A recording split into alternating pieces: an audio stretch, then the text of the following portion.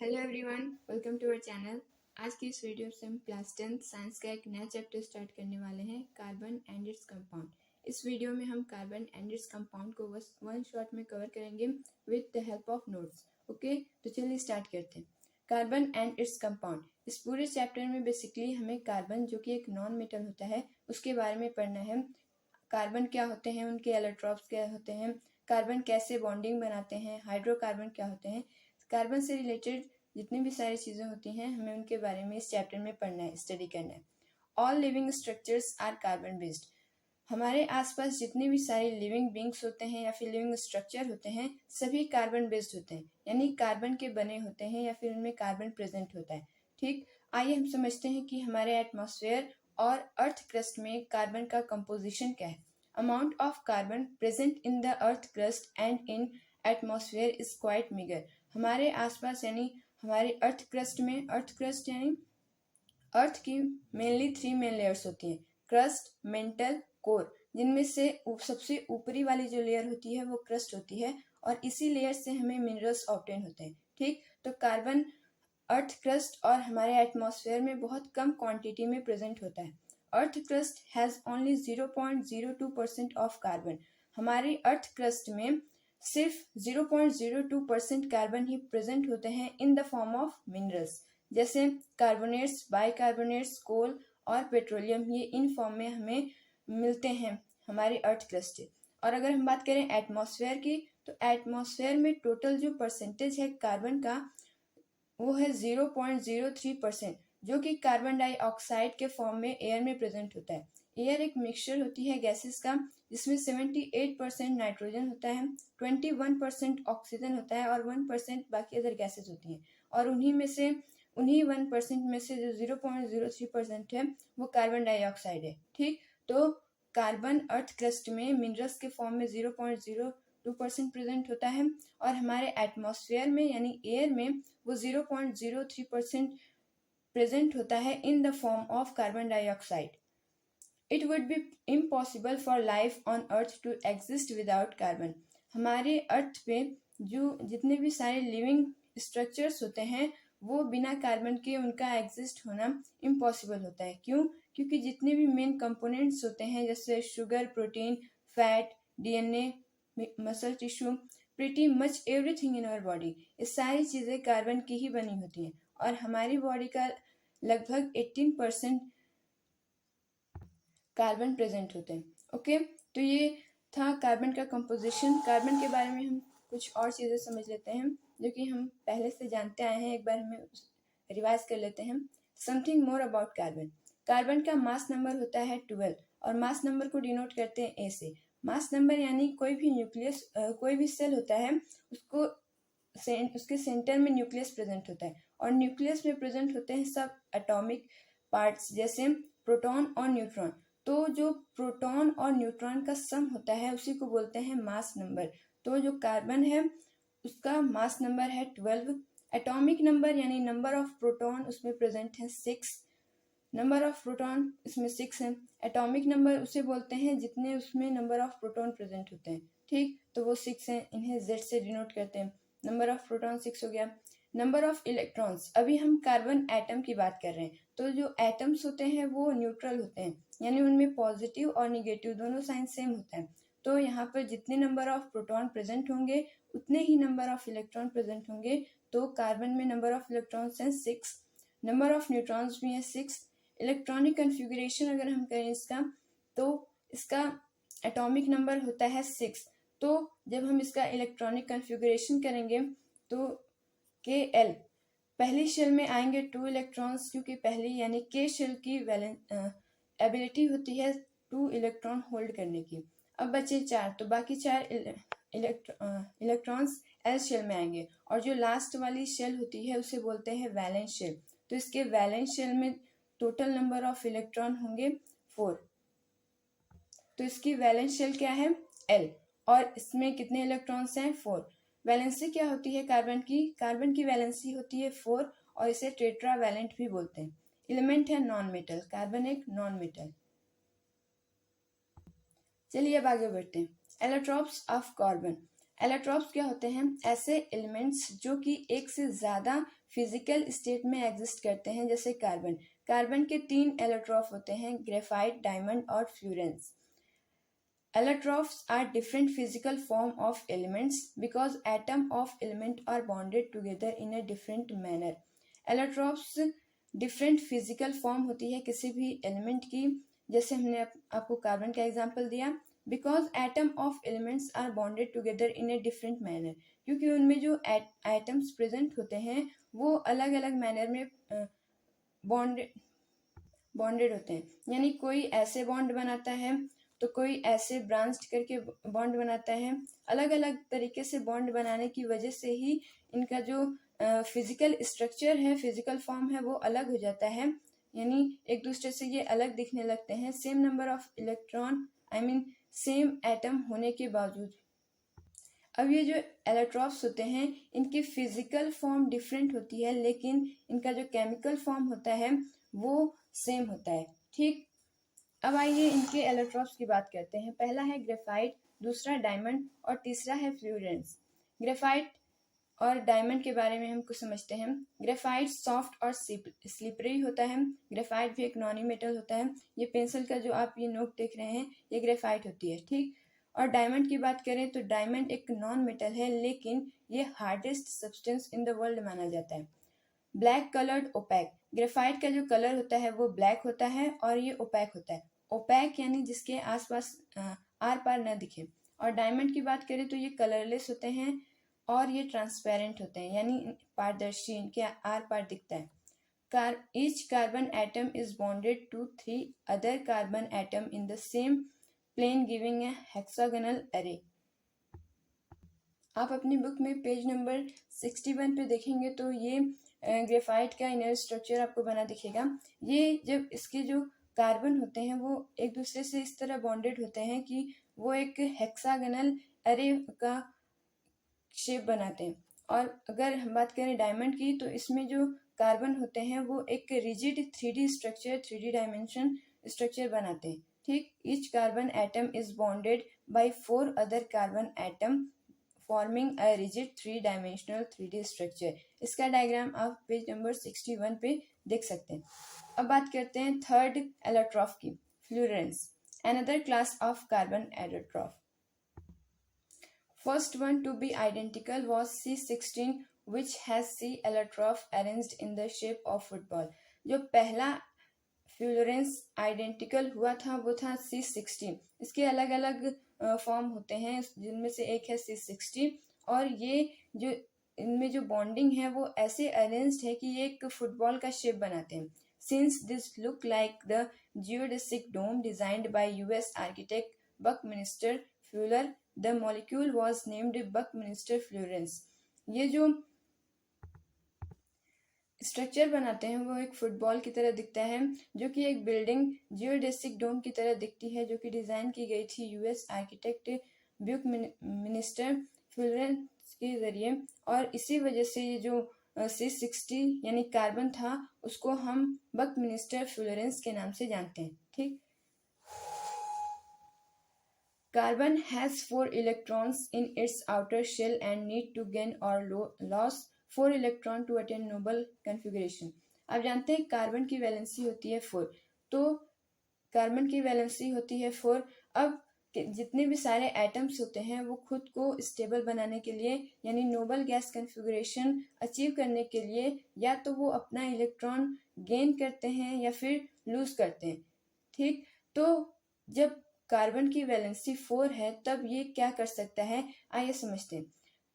पहला ऑप्शन तो ये बनता है कि कार्बन खुद को स्टेबल बनाने के लिए, यानी नोबल गैस कन्फिगरेशन गेन करने के लिए वो 4 इलेक्ट्रॉन्स गेन कर सकता है किसी और एलिमेंट से, तो उस पर 4 चार्ज आ जाएगा और ये अनायन हो जाएगा। ठीक, अनायन यानी negative ion. But it would be difficult for nucleus with 6 proton to hold on the 10 electrons. लेकिन अगर हम कार्बन को 4 इलेक्ट्रॉन दे दें तो उसके जो प्रोटॉन है, उसके न्यूक्लियस में प्रेजेंट जो प्रोटॉन है, उसके लिए डिफिकल्ट होगा 10 इलेक्ट्रॉन को होल्ड करने में। यहाँ पर आप सोच रहे होंगे कि 10 इलेक्ट्रॉन कहाँ से आ गया। कार्बन के वैलेंस शेल में तो 4 इलेक्ट्रॉन है, तो जब वो 4 इलेक्ट्रॉन गेन करेंगे तो वहाँ पे तो 8 आना चाहिए, तो ये 10 कहाँ से आ गया। तो अभी हमने पढ़ा कि कार्बन की वैलेंसी होती है 6, कार्बन की एटॉमिक नंबर होता है 6, तो इसका मतलब उसमें टोटल नंबर ऑफ इलेक्ट्रॉन कितने होंगे 6। ठीक, जब हम इसका इलेक्ट्रॉनिक कन्फिगरेशन करते हैं तो के शेल में आता है 2 और इसमें आता है 4। तो यहाँ पर जब हम 4 इलेक्ट्रॉन को गेन करेंगे यानी किसी और से 4 इलेक्ट्रॉन लेंगे तो यहाँ पर 8 हो जाएगा और 8 + 2 10 हो जाएगा। ठीक, यहाँ पे काफ़ी कन्फ्यूज़न होती है, तो आई होप आपको समझ में आया होगा कि यहाँ पे 10 क्यों लिखा गया। ठीक, तो 10 इलेक्ट्रॉन को होल्ड करना 6 प्रोटॉन जो कि न्यूक्लियस में प्रेजेंट होता है उसके लिए डिफ़िकल्ट होगा, तो ये कार्बन ये स्टेप फॉलो नहीं करेगा। दूसरा इसके पास ऑप्शन है कि ये अपना जो 4 इलेक्ट्रॉन है इसके वैलेंस शेल में वो लूज कर दे, तो क्या इसके बाद रिजल्ट निकल सकता है, but it would be require a large amount of energy to remove 4 electron leaving behind a carbon cation with 6 proton in its nucleus holding on just 2 electron। अगर हम इलेक्ट्रॉन में से 4 कार्बन में से 4 इलेक्ट्रॉन को लूज कर देते हैं यानी उससे ले लेते हैं, तब वो C4+ कटायन बना लेगा यानी पॉजिटिव आयन बना लेगा। लेकिन ये जो 4 इलेक्ट्रॉन हैं इनको रिमूव करना इतना आसान नहीं होता है, इसके लिए हमें लार्ज अमाउंट ऑफ एनर्जी की रिक्वायरमेंट होगी। ठीक, और अगर हम इसको ज़्यादा अमाउंट ऑफ एनर्जी लगा के निकाल भी देते हैं, फिर भी जब उसमें 2 इलेक्ट्रॉन बचेंगे तो ये प्रोटॉन यानी न्यूक्लियस में प्रेजेंट प्रोटॉन के लिए आसान नहीं होगा कि सिर्फ वो 2 इलेक्ट्रॉन को होल्ड करे। ठीक, तो ऐसे बैलेंस नहीं बन पाएगा। तो इस केस में कार्बन क्या कर सकता है, how carbon overcome this problem, question बनता है ये। तो इस केस में जो कार्बन होता है न ही अपना इलेक्ट्रॉन गेन करता है और ना ही लूज करता है, वो एक थर्ड स्टेप फॉलो करता है शेयरिंग का। तो carbon share its valence electrons with other atoms of carbon और with atoms of other element. Carbon खुद को स्टेबल बनाने के लिए या तो दूसरे कार्बन एटम से अपना इलेक्ट्रॉन शेयर कर लेता है या फिर दूसरे एलिमेंट से अपना कार्बन शेयर कर लेता है और ऐसे करके वो नोबल गैस कॉन्फ़िगरेशन को अचीव कर लेता है। ठीक, तो वैलेंस शेयरिंग करके खुद को स्टेबल बनाता है, ये बात याद रखिएगा। For sharing of electrons 3 things are must. अब इलेक्ट्रॉन की शेयरिंग के लिए 3 चीज़ें बहुत ज़रूरी होती हैं। पहला, वैलेंस इलेक्ट्रॉन मैटर करता है, दूसरा इक्वल बॉन्डिंग मैटर करती है और तीसरा है अचीव नोबल गैस कॉन्फ़िगरेशन। जब भी आप शेयरिंग करते हैं तब आपका नोबल गैस कॉन्फ़िगरेशन पूरा होना चाहिए। ये 3 चीज़ें मस्ट हैं। ओके, आई होप यहाँ तक की बातें आपको क्लियर होंगी। आगे बढ़ते हैं। Carbon shares it's electron, therefore it never makes an ionic bond. चूँकि कार्बन अपना इलेक्ट्रॉन शेयर करते हैं तो वो कोई आयोनिक बॉन्ड नहीं बनाते हैं। ठीक, carbon always form a covalent compound. Carbon हमेशा ही कोवैलेंट कंपाउंड बनाते हैं बाय कोवैलेंट बॉन्ड। अब ये कोवैलेंट बॉन्ड क्या होते हैं, आइए समझते हैं। Bonds which are formed by sharing of an electron pair between atoms. देखिए, जब भी कोई एटम खुद के इलेक्ट्रॉन को गेन करता है या फिर लूज करता है तब वो आयोनिक कंपाउंड का फॉर्मेशन करता है। लेकिन अगर कोई एटम शेयरिंग करे अपने इलेक्ट्रॉन्स को तब वो कोवैलेंट बॉन्ड बनाता है। Bond which are formed by sharing of an electron. ठीक, तो जो भी एटम्स अपने इलेक्ट्रॉन को शेयर करते हैं वो कोवैलेंट बॉन्ड बनाते हैं और उसी बॉन्डिंग को कोवैलेंट बॉन्ड आप बोल सकते हैं। Covalently bonded molecules are strong in a molecule but intermolecular forces are week.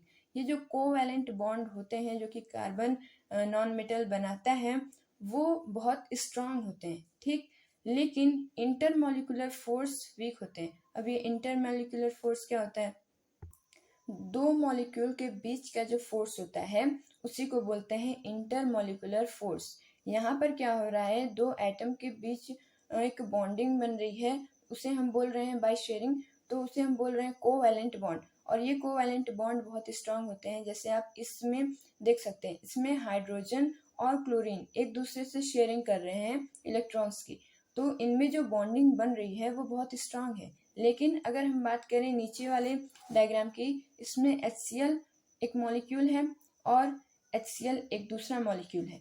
इनमें एक फोर्स लग रहा है और उसी फोर्स को, दो मॉलिक्यूल के बीच में जो फोर्स लगती है उसी फोर्स को बोलते हैं इंटरमॉलिक्यूलर फोर्स। लेकिन ये जो फोर्स होती है वो बहुत वीक होती है with compare to covalent bond. ठीक, अब कोवैलेंट बॉन्ड की प्रॉपर्टीज क्या होती है आइए समझते हैं। How have low melting and boiling point as they have weak intermolecular forces। जो कोवैलेंट बॉन्ड होते हैं अभी हमने पढ़ा कि स्ट्रांग होते हैं। ठीक, तो इनकी जो मेल्टिंग पॉइंट और बॉइलिंग पॉइंट होती है वो इंटरमोलिकुलर फोर्सेस से ज़्यादा होती है। दूसरी इनकी प्रॉपर्टी क्या है, they are generally poor conductor of electricity as electrons are shared between atoms, no charge particle of form. जब हम शेयरिंग करते हैं इलेक्ट्रॉन्स की तो उसमें कोई चार्ज इन्वॉल्व नहीं होता है। लेकिन जब हम कोई इलेक्ट्रॉन का लूज करते हैं तो उस पर प्लस का चार्ज आ जाता है, और अगर हम गेन करते हैं तो उस पर माइनस का चार्ज आ जाता है। तो जो इलेक्ट्रिसिटी को कंडक्ट कराने के लिए जो चार्जेस इंपॉर्टेंट होते हैं वो शेयरिंग में हमें देखने को नहीं मिलते हैं, और इसी वजह से ये जो कोवैलेंट कंपाउंड्स होते हैं जो कि शेयरिंग से एटम बनाते हैं वो पुअर कंडक्टर ऑफ इलेक्ट्रिसिटी होते हैं। ओके, ये दूसरी प्रॉपर्टी हो गई इनकी। अभी तक हमने बात की कार्बन और उसके एलेट्रॉप्स, वो कार्बन कैसा बॉन्ड बनाता है, कोवैलेंट बॉन्ड किसे बोलते हैं, ये सारी चीज़ों के बारे में। अब हम आगे बढ़ते हैं। Simple molecules formed by sharing of valence electron. अब हम देखते हैं कि इलेक्ट्रॉन की शेयरिंग से कैसे सिंपल मॉलिक्यूल्स बनते हैं। पेज नंबर 60 एनसीईआरटी में जो गिवन है उसमें यही सारी चीज़ों के बारे में दिया गया है कि जो मॉलिक्यूल्स होते हैं वो शेयरिंग करके कैसे नया मॉलिक्यूल बनाते हैं।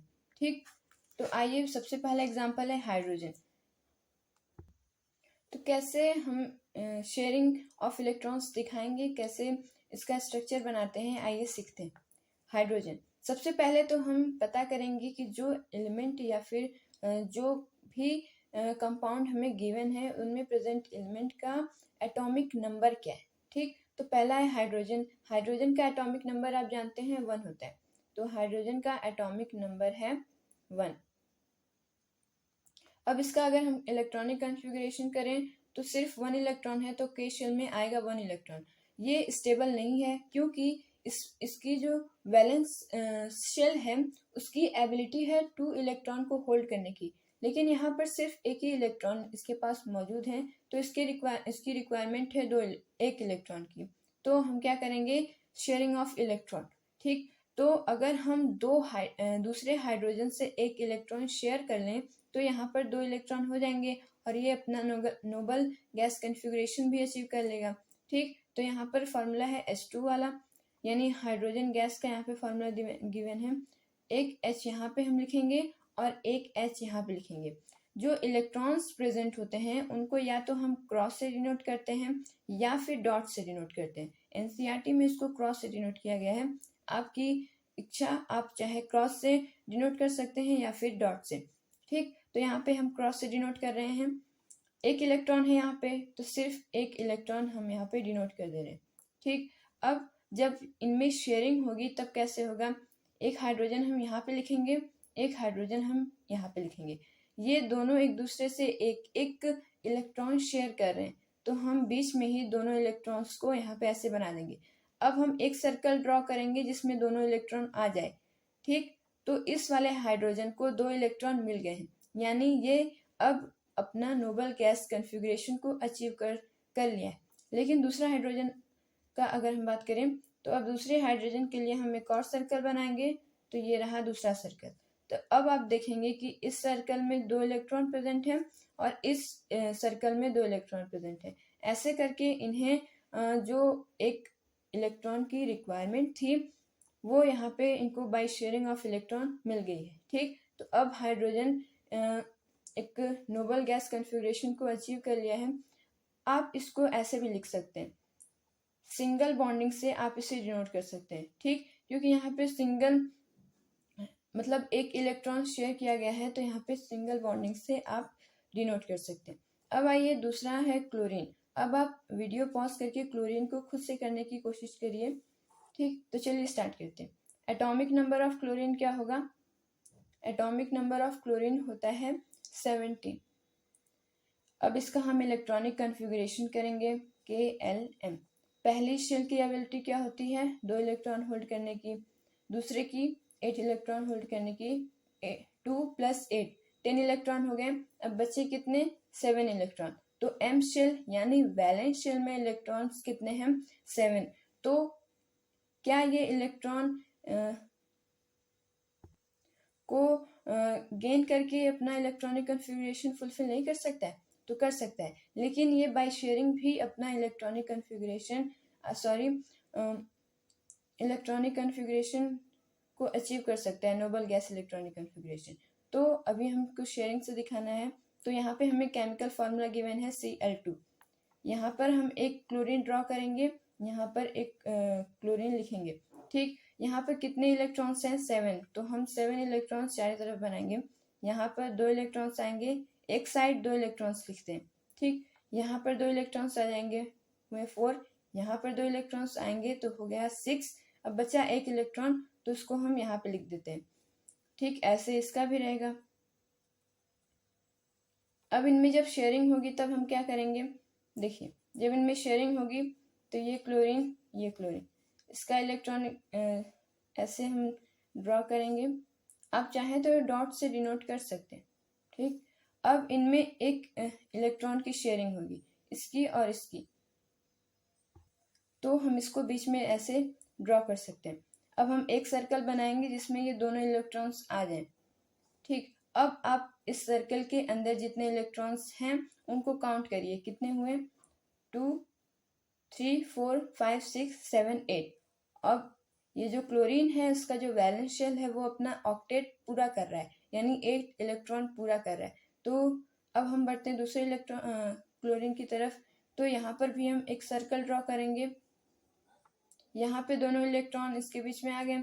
अब हम इसे काउंट करेंगे तो ये भी 8 होंगे। ठीक, तो ये दोनों ही इलेक्ट्रॉन्स को अपना फुलफिल कर पा रहे हैं, यानी ये अपने ऑक्टेट को पूरा कर पा रहे हैं। अब ये अपने नोबल गैस कन्फिगरेशन को अचीव कर लिए हैं। ठीक, ये शेयरिंग ऑफ इलेक्ट्रॉन्स यहाँ पे हमने दिखाई। अब आते हैं ऑक्सीजन पे। ऑक्सीजन का एटॉमिक नंबर होता है 8। अब इसका हम इलेक्ट्रॉनिक कन्फिगरेशन करेंगे। पहले में आएगा 2, बचे 6। अब इसको ऑक्सीजन को कितनी इलेक्ट्रॉन्स की रिक्वायरमेंट है? 2 इलेक्ट्रॉन्स की। तो यहाँ पे हम डायरेक्ट ऐसे कर रहे हैं। ठीक, यहाँ पे 2 ऑक्सीजन लिखेंगे। वैलेंस शेल में कितने इलेक्ट्रॉन्स हैं? 6। तो 2 यहाँ ड्रॉ करेंगे और 2 यहाँ ड्रॉ करेंगे, क्योंकि 2 हमें बीच में ड्रॉ करना है। ठीक, तो बीच में यहाँ पे हम ड्रॉ करते हैं। अब यहाँ पर भी 6 इलेक्ट्रॉन्स को ड्रॉ कीजिए। ये हुए 6 इलेक्ट्रॉन्स। ठीक, अब हम एक सर्कल बनाएंगे जिसमें ये चारों इलेक्ट्रॉन्स बीच वाले आ जाए। तो यहाँ पर आप काउंट कीजिए, 2 2 4 4 4 8। ये अपना ऑक्टेट पूरा कर लिया। अब इसका हम दूसरा सर्कल बनाएंगे। ठीक, ये हो गया। अब आते हैं नाइट्रोजन पे। अगर हम आपसे पूछें कि इसमें यानी ऑक्सीजन में कितने कोवैलेंट बॉन्ड हैं, तो आप क्या आंसर देंगे? यहाँ पर एक बार इलेक्ट्रॉन की शेयरिंग हो रही है, यहाँ पर एक इलेक्ट्रॉन की शेयरिंग हो रही है। ठीक, तो यहाँ पे 2 बार बॉन्ड बन रहे हैं, तब ये जो ऑक्सीजन है 2 कोवैलेंट बॉन्ड बनाएगा। आइए अब नाइट्रोजन का देखते हैं। नाइट्रोजन का जो एटॉमिक नंबर होता है वो होता है 7। नाइट्रोजन का एटॉमिक नंबर है 7। इसका इलेक्ट्रॉनिक कन्फिगरेशन होगा 2 और 5। इसको कितने इलेक्ट्रॉन की रिक्वायरमेंट है? 3 इलेक्ट्रॉन की। ठीक, तो सबसे पहले हम ऐसे लिखते हैं। यहाँ पर हम 2 इलेक्ट्रॉन लिख देंगे, क्योंकि इसको 3 इलेक्ट्रॉन की रिक्वायरमेंट है, तो ये 3 इलेक्ट्रॉन को सामने वाले से शेयर करेगा। तो यहाँ पे हम 3 इलेक्ट्रॉन्स लिखेंगे। अब यहाँ पे भी 2 इलेक्ट्रॉन बना दीजिए, जैसे हमने पहले वाले में बनाया था। अब ये पूरे सर्कल में एक बार इसको ले लीजिए। 1 2 3 4 5 6 7 8 हो गया। इसका भी हो गया। अब आप बताइए कि इसमें कितने कोवैलेंट बॉन्ड बने? तो आंसर होगा 3 कोवैलेंट बॉन्ड बने, इसमें 3 कोवैलेंट बॉन्ड बने। इसको आप ऐसे भी डिनोट कर सकते हैं, N के बीच में 3 कोवैलेंट बॉन्ड को आप ऐसे भी दिखा सकते हैं। ऑक्सीजन में 2 कोवैलेंट बॉन्ड बने तो आप ऐसे दिखा सकते हैं। ओके, आई होप ये इलेक्ट्रॉन को कैसे शेयर कराते हैं आपको आया होगा। बढ़ते हैं आगे। एक और एग्जांपल है अमोनिया का। अभी हमने एटम्स का शेयरिंग ऑफ इलेक्ट्रॉन्स देखा, अब हम किसी मॉलिक्यूल का करते हैं, NH3। अमोनिया का जो इलेक्ट्रॉन शेयर होगा वो कैसे होगा ये समझते हैं। यहाँ पर एक N है तो हम इसको बीच में ड्रॉ करेंगे, ठीक। यहाँ पर 3 हाइड्रोजन है कि तो इसके तीनों साइड्स हम हाइड्रोजन को ड्रॉ कर लेते हैं। अब नाइट्रोजन का जो एटॉमिक नंबर होता है वो होता है 7 और हाइड्रोजन का होता है 1। हाइड्रोजन को चाहिए 1 इलेक्ट्रॉन और इसको चाहिए, मतलब नाइट्रोजन को चाहिए 3 इलेक्ट्रॉन्स। तो यहाँ पे 3 हाइड्रोजन प्रेजेंट है, तीनों अगर एक एक शेयर करें तो इसका और इसका दोनों का ही जो नोबल गैस कॉन्फ़िगरेशन है वो पूरा हो जाएगा, ठीक। तो हम इसको अलग अलग सिंबल से डिनोट करते हैं। हाइड्रोजन का एटम हम पॉइंट से डिनोट करते हैं, डॉट से, और नाइट्रोजन का हम क्रॉस से डिनोट करते हैं। नाइट्रोजन का कितना है, 7 है, तो ऐसे हम 7 को ड्रॉ कर लेते हैं। सॉरी, आप यहाँ पे एक ही इलेक्ट्रॉन को दिखाइए क्योंकि एक ही शेयरिंग कराना है इनमें, ठीक। यहाँ पर एक हुए कितने, 3 बचे 2, तो 2 को हम नीचे लिख देते हैं। अब इसका एक सर्कल बनाएंगे, ठीक, तो इसका 2 इलेक्ट्रॉन हो गया। इसका एक सर्कल बनाएंगे, इसका भी 2 इलेक्ट्रॉन हो गया और इसका भी होगा। अब नाइट्रोजन को जरूरत है 3 इलेक्ट्रॉन्स की, तो हम ये पूरा सर्कल ऐसे ड्रॉ करेंगे जिनमें ये हाइड्रोजन के जो इलेक्ट्रॉन्स हैं वो आ जाएं। अब आप काउंट करिए कितने नंबर ऑफ इलेक्ट्रॉन्स हैं, 1 2 3 4 5 6 7 8। अब नाइट्रोजन के पास भी इसके वैलेंस शेल में 8 इलेक्ट्रॉन आ गए हैं, तब ये अब स्टेबल है, ठीक। ये थी इलेक्ट्रॉन की शेयरिंग। अब आपसे मेरा क्वेश्चन है कि इसमें कितने कोवैलेंट बॉन्ड बने, ये आपका होमवर्क। ये वही सारी चीज़ें हैं जो अभी हमने की। चलिए अब आगे बढ़ते हैं। वाटर का भी आप ऐसे ही दिखा सकते हैं, ठीक। ये डबल कोवैलेंट बॉन्ड बनाता है।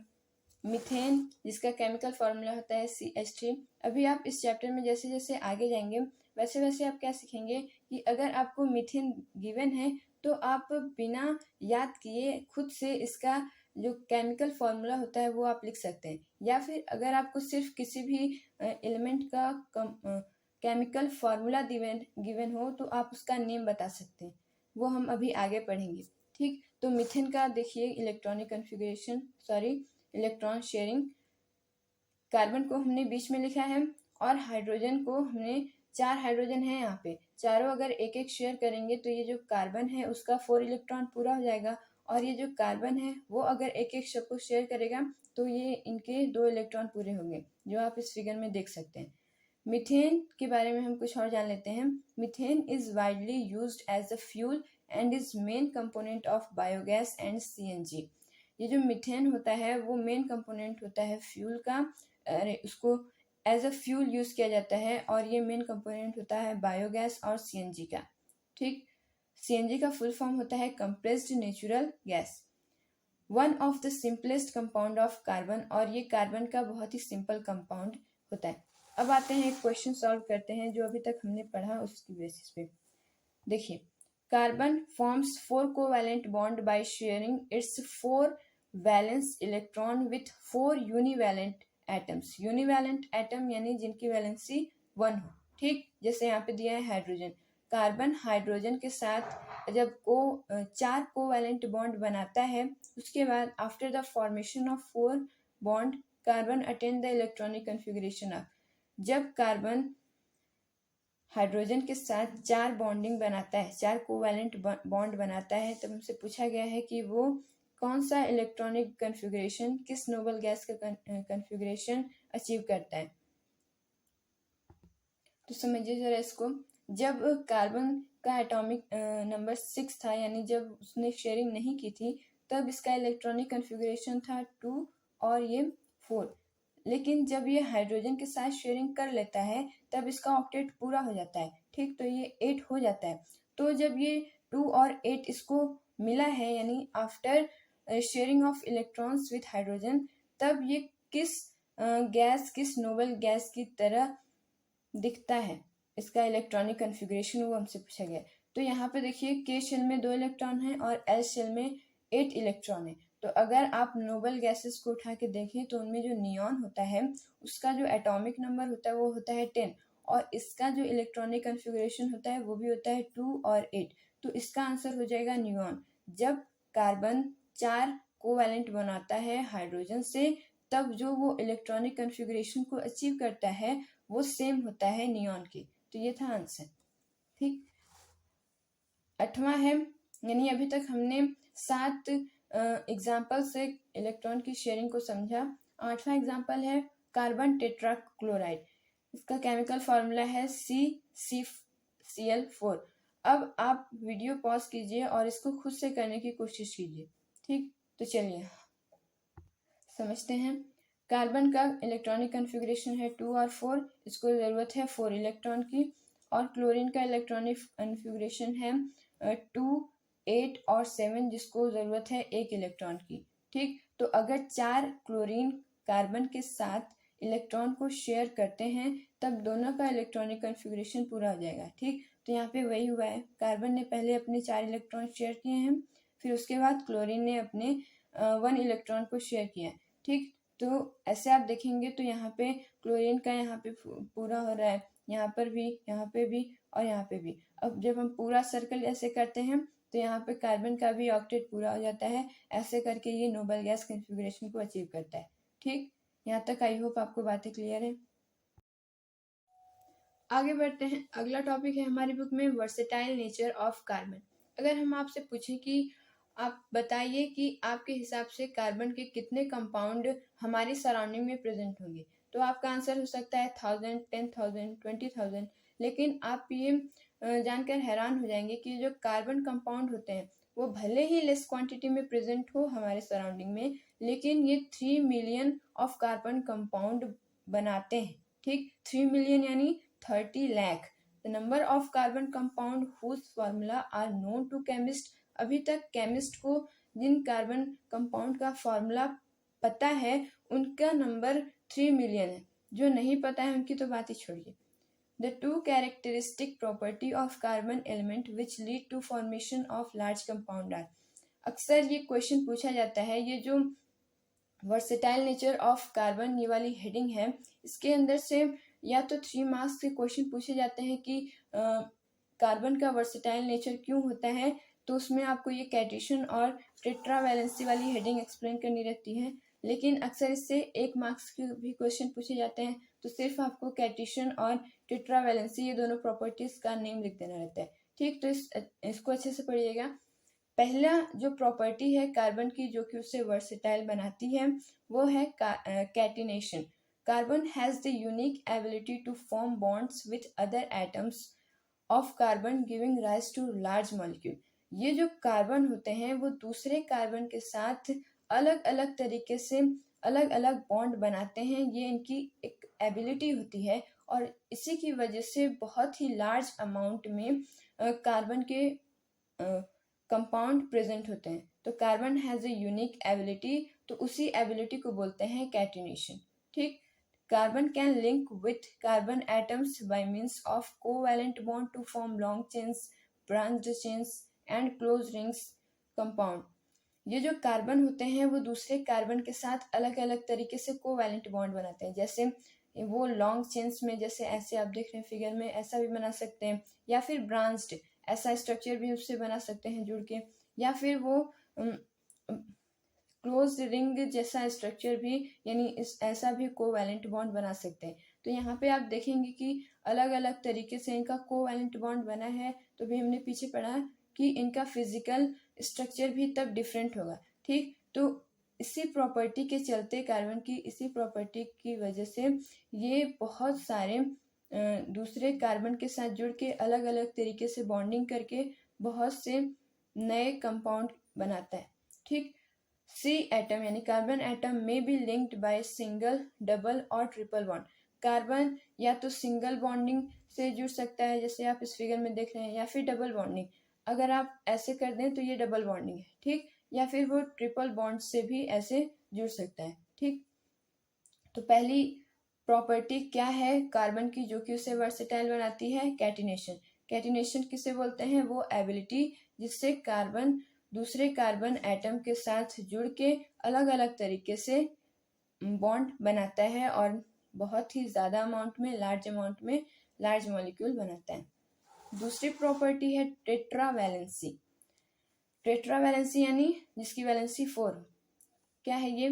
Carbon has 4 valence electron. ये आप जानते हैं कार्बन के 4 वैलेंस इलेक्ट्रॉन होते हैं। Carbon can bond with 4 carbon atom, monovalent atom, oxygen, nitrogen and sulphur. इनकी वैलेंसी 4 होती है और ये इलेक्ट्रॉन को शेयर करते हैं। तो ये जो वैलेंसी 4 होने की वजह से ये 4 दूसरे एटम के साथ भी बॉन्डिंग बना सकते हैं। मोनोवैलेंट यानी जैसे हाइड्रोजन है जिनकी वैलेंसी 1 होती है, ठीक। हाइड्रोजन है उनके साथ जुड़ सकते हैं। ऑक्सीजन, नाइट्रोजन, सल्फर, 4 वैलेंसी होने की वजह से ये इनके साथ बॉन्डिंग बना सकते हैं। ऐसे करके ये बहुत से नए कंपाउंड बनाते हैं। ये प्रॉपर्टी थी tetravalency. Bonds that can form with most other element are very strong, making this compound exceptionally status. Bonds that carbon form with most other elements, जो बॉन्ड कार्बन दूसरे एलिमेंट से बनाता है वो बहुत स्ट्रांग होता है और जिसकी वजह से जब किसी भी दो एटम के बीच की बॉन्डिंग स्ट्रांग होगी तब क्या वो ज़्यादा रिएक्टिव होंगे? तो आंसर होगा नहीं। क्यों? क्योंकि वो एक दूसरे से बहुत स्ट्रांग बॉन्डिंग से अटैच्ड हैं, तो वो दूसरे से ज़्यादा रिएक्ट नहीं करेंगे। तो यहाँ पे लिखा है एक्सेप्शनली स्टेबल, तो इस वजह से वो स्टेबल भी रहते हैं। क्यों? क्योंकि उनकी बॉन्डिंग स्ट्रांग है। तो अगर आपसे पूछा जाए कि कार्बन का वर्सेटाइल नेचर क्यों है, तो आप इन दोनों चीज़ों को एक्सप्लेन करके बता दीजिएगा अगर 3 मार्क्स का क्वेश्चन पूछा जाए आपसे। चलिए आगे बढ़ते हैं। अब आते हैं अगली हेडिंग पे, हाइड्रोकार्बन्स। आप एनसीईआरटी बुक को साथ में लेके बैठिए, उसमें पेज नंबर 63 है, वही हेडिंग गिवन है saturated and unsaturated carbon compounds, ठीक। तो हाइड्रोकार्बन्स क्या होते हैं? ऐसे कंपाउंड्स, नाम से ही समझ में आ रहा है, हाइड्रो यानी हाइड्रोजन और कार्बन यानी कार्बन। तो ऐसे कंपाउंड जिनमें सिर्फ हाइड्रोजन और कार्बन प्रेजेंट होता है, वैसे कंपाउंड को हम क्या बोलते हैं? हाइड्रोकार्बन, ठीक। और यही हाइड्रोकार्बन के 2 टाइप्स होते हैं, सैचुरेटेड एंड अनसैचुरेटेड। अब ये क्या होते हैं, आइए समझते हैं।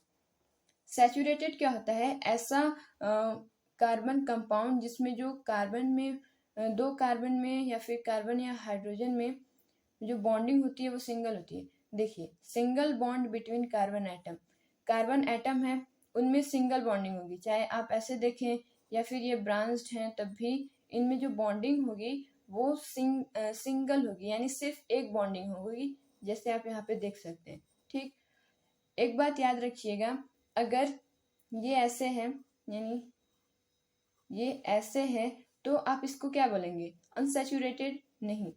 हमने आपको बताया कि अगर 2 कार्बन के बीच में, किसी भी कार्बन कंपाउंड में अगर 2 कार्बन के बीच में सिंगल बॉन्डिंग है तब वो सैचुरेटेड कहलाएंगे। अगर आप इसमें देखें तो ये हाइड्रोजन के साथ डबल बॉन्ड बना रहा है, ना कि कार्बन के साथ। अगर ये कार्बन के साथ डबल बॉन्डिंग बनाता है तब हम इसे अनसैचुरेटेड बोलते हैं, ठीक। क्योंकि ये हाइड्रोजन के साथ डबल बॉन्डिंग बना रहा है तब ये सैचुरेटेड ही होगा, क्योंकि सैचुरेटेड का ये डिफिनेशन ही है कि वो कार्बन एटम के साथ सिंगल बॉन्ड बनाते हैं, जैसे आप यहाँ पे एग्जांपल देख सकते हैं। अनसैचुरेटेड की बात करें तो ऐसे कार्बन कंपाउंड जिनमें डबल या फिर ट्रिपल बॉन्ड देखने को मिलता है हमें, वैसे कार्बन कंपाउंड को हम अनसैचुरेटेड कार्बन कंपाउंड बोलते हैं। जैसे आप यहाँ पे देख सकते हैं, यहाँ पे डबल बॉन्डिंग है, यहाँ पे ट्रिपल बॉन्डिंग है, ठीक।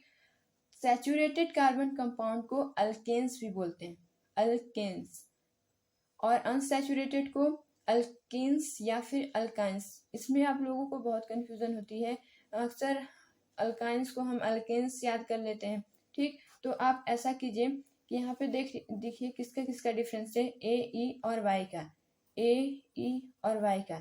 तो आप ऐसे याद कीजिए कि अगर हम अल्फ़ाबेटिकल ऑर्डर में देखें तो ए पहले आता है, तो ए सैचुरेटेड वाला हो गया और ई वाई बाद में आते हैं, यानी अल्केन्स और अल्काइंस ये अनसैचुरेटेड वाले हैं। आप ऐसे याद कर सकते हैं। जो अल्केन्स होते हैं यानी सैचुरेटेड कार्बन कंपाउंड जो होते हैं, उनका एक जनरल फार्मूला होता है CnH2n+2। ये क्या है, यहाँ पर n नंबर ऑफ कार्बन को डिनोट कर रहे हैं। मान लीजिए कोई भी आपके पास कंपाउंड है, मान लीजिए कार्बन है, उसका जो जितने कार्बन उसमें प्रेजेंट हैं वो प्रेजेंट हैं 2, ठीक। यहाँ पे 2 कार्बन प्रेजेंट हैं। अब फार्मूला के हिसाब से चले तो यहाँ पे H कितना होगा, 2 × n, यानी 2 प्लस में 2। तो यहाँ पे हमें क्या मिलेगा, C2H, 2 2 जा 4 + 2 6, C2H6 हमें मिलेगा, ठीक। तो ये इसका जनरल फार्मूला होता है। इसी की हेल्प से आप पता कर सकते हैं कि जो भी केमिकल फार्मूला आपको गिवन है वो अल्केन का है, अल्कीन का है या फिर अल्काइन का है। अल्केन का दूसरा फार्मूला होता है CN2N, ठीक। जैसे यहाँ पे दिया है C2H4। अक्सर एग्जाम में क्या होगा कि आपको दे दिया रहेगा C2H4, आपसे पूछेगा कि ये बताइए कि ये अल्केन है कि अल्काइन है। तो आप कैसे पता करेंगे, पहले हम इसका फॉर्मूला लिखेंगे। आप शुरू से फॉर्मूला लिख के देख सकते हैं। तो अगर हम अल्कीन का फॉर्मूला लगाएं, अल्कीन का फॉर्मूला क्या है, CnH2n, ठीक। तो यहाँ पर n की वैल्यू कितनी है, 2 है, तो C2H 2 × 2 क्या होता है, 4। तो यहाँ पे C2H4 हमें मिलेगा, जो कि आप यहाँ पे देख रहे हैं। तो ये हमें किस फार्मूला को सेटिस्फाई कर रहा है, अल्कीन के फार्मूला को। तो ये जो कंपाउंड रहेगा वो अल्कीन रहेगा, ठीक। ऐसे ऐसे क्वेश्चन पूछे जाते हैं। अल्काइंस का फार्मूला होता है CnH2n-2। जैसे यहाँ पे ये CnH2 लिखा है, ये कैसे लिखा होगा, C2, यहाँ पे n की वैल्यू है 2 और ये H हो गया, तो यहाँ पे 2 × 2 करेंगे, फिर माइनस में 2 करेंगे, तो ये होगा C2H, 2 2 जा 4 -2 कितना आएगा, 2 आएगा। तो यही फार्मूला आप देख सकते हैं यहाँ पे, ठीक। तो ऐसे आप इसके फार्मूलास को की हेल्प से निकाल सकते हैं। जो सैचुरेटेड हाइड्रोकार्बन होते हैं वो लेस रिएक्टिव होते हैं, ज़्यादा रिएक्टिव नहीं होते हैं, क्योंकि इनमें सिंगल बॉन्डिंग होती है और सिंगल बॉन्डिंग बहुत स्ट्रांग होती है, ठीक। और अनसैचुरेटेड की बात करें तो ये मोर रिएक्टिव होते हैं, क्योंकि इनमें जो डबल बॉन्डिंग और ट्रिपल बॉन्डिंग होती है वो ज़्यादा स्ट्रांग नहीं होती है। जब ज़्यादा स्ट्रांग नहीं होती है तो वो दूसरा अगर कोई आता है तो उसके साथ रिएक्ट कर जाते हैं, तो ये ज़्यादा रिएक्टिव होते हैं। इसमें आप ये सारी चीज़ें ध्यान में रखिएगा। आपको सैचुरेटेड को क्या बोलते हैं, अल्केन्स बोलते हैं, ये चीज़ें अच्छे से पता होनी चाहिए, क्योंकि आगे जाके इसका बहुत यूज़ होगा, ठीक। अनसैचुरेटेड में अल्कीन्स है और अल्काइंस है। इसका फॉर्मूला भी आप याद रखिएगा। अक्सर MCQs में ऐसे क्वेश्चन पूछे जाते हैं। मान लीजिए आपको कोई फार्मूला दे दिया गया हो, लेट्स से कि वो C3H8 है। अब आपसे पूछा जाएगा कि ये बताइए कि ये क्या है, यानी सैचुरेटेड है या फिर अनसैचुरेटेड है। अनसैचुरेटेड है तो अल्किन्स है या फिर अल्काइन है। तो आप कैसे पता लगाएंगे, सबसे पहले तो हम इसको अलग अलग फार्मूला से, जो हमारे पास 3 फार्मूलाज गिवन है, उसकी हेल्प से चेक करेंगे, ठीक। जिस फार्मूला को वो सेटिस्फाई करेगा वो उसी का फार्मूला होगा।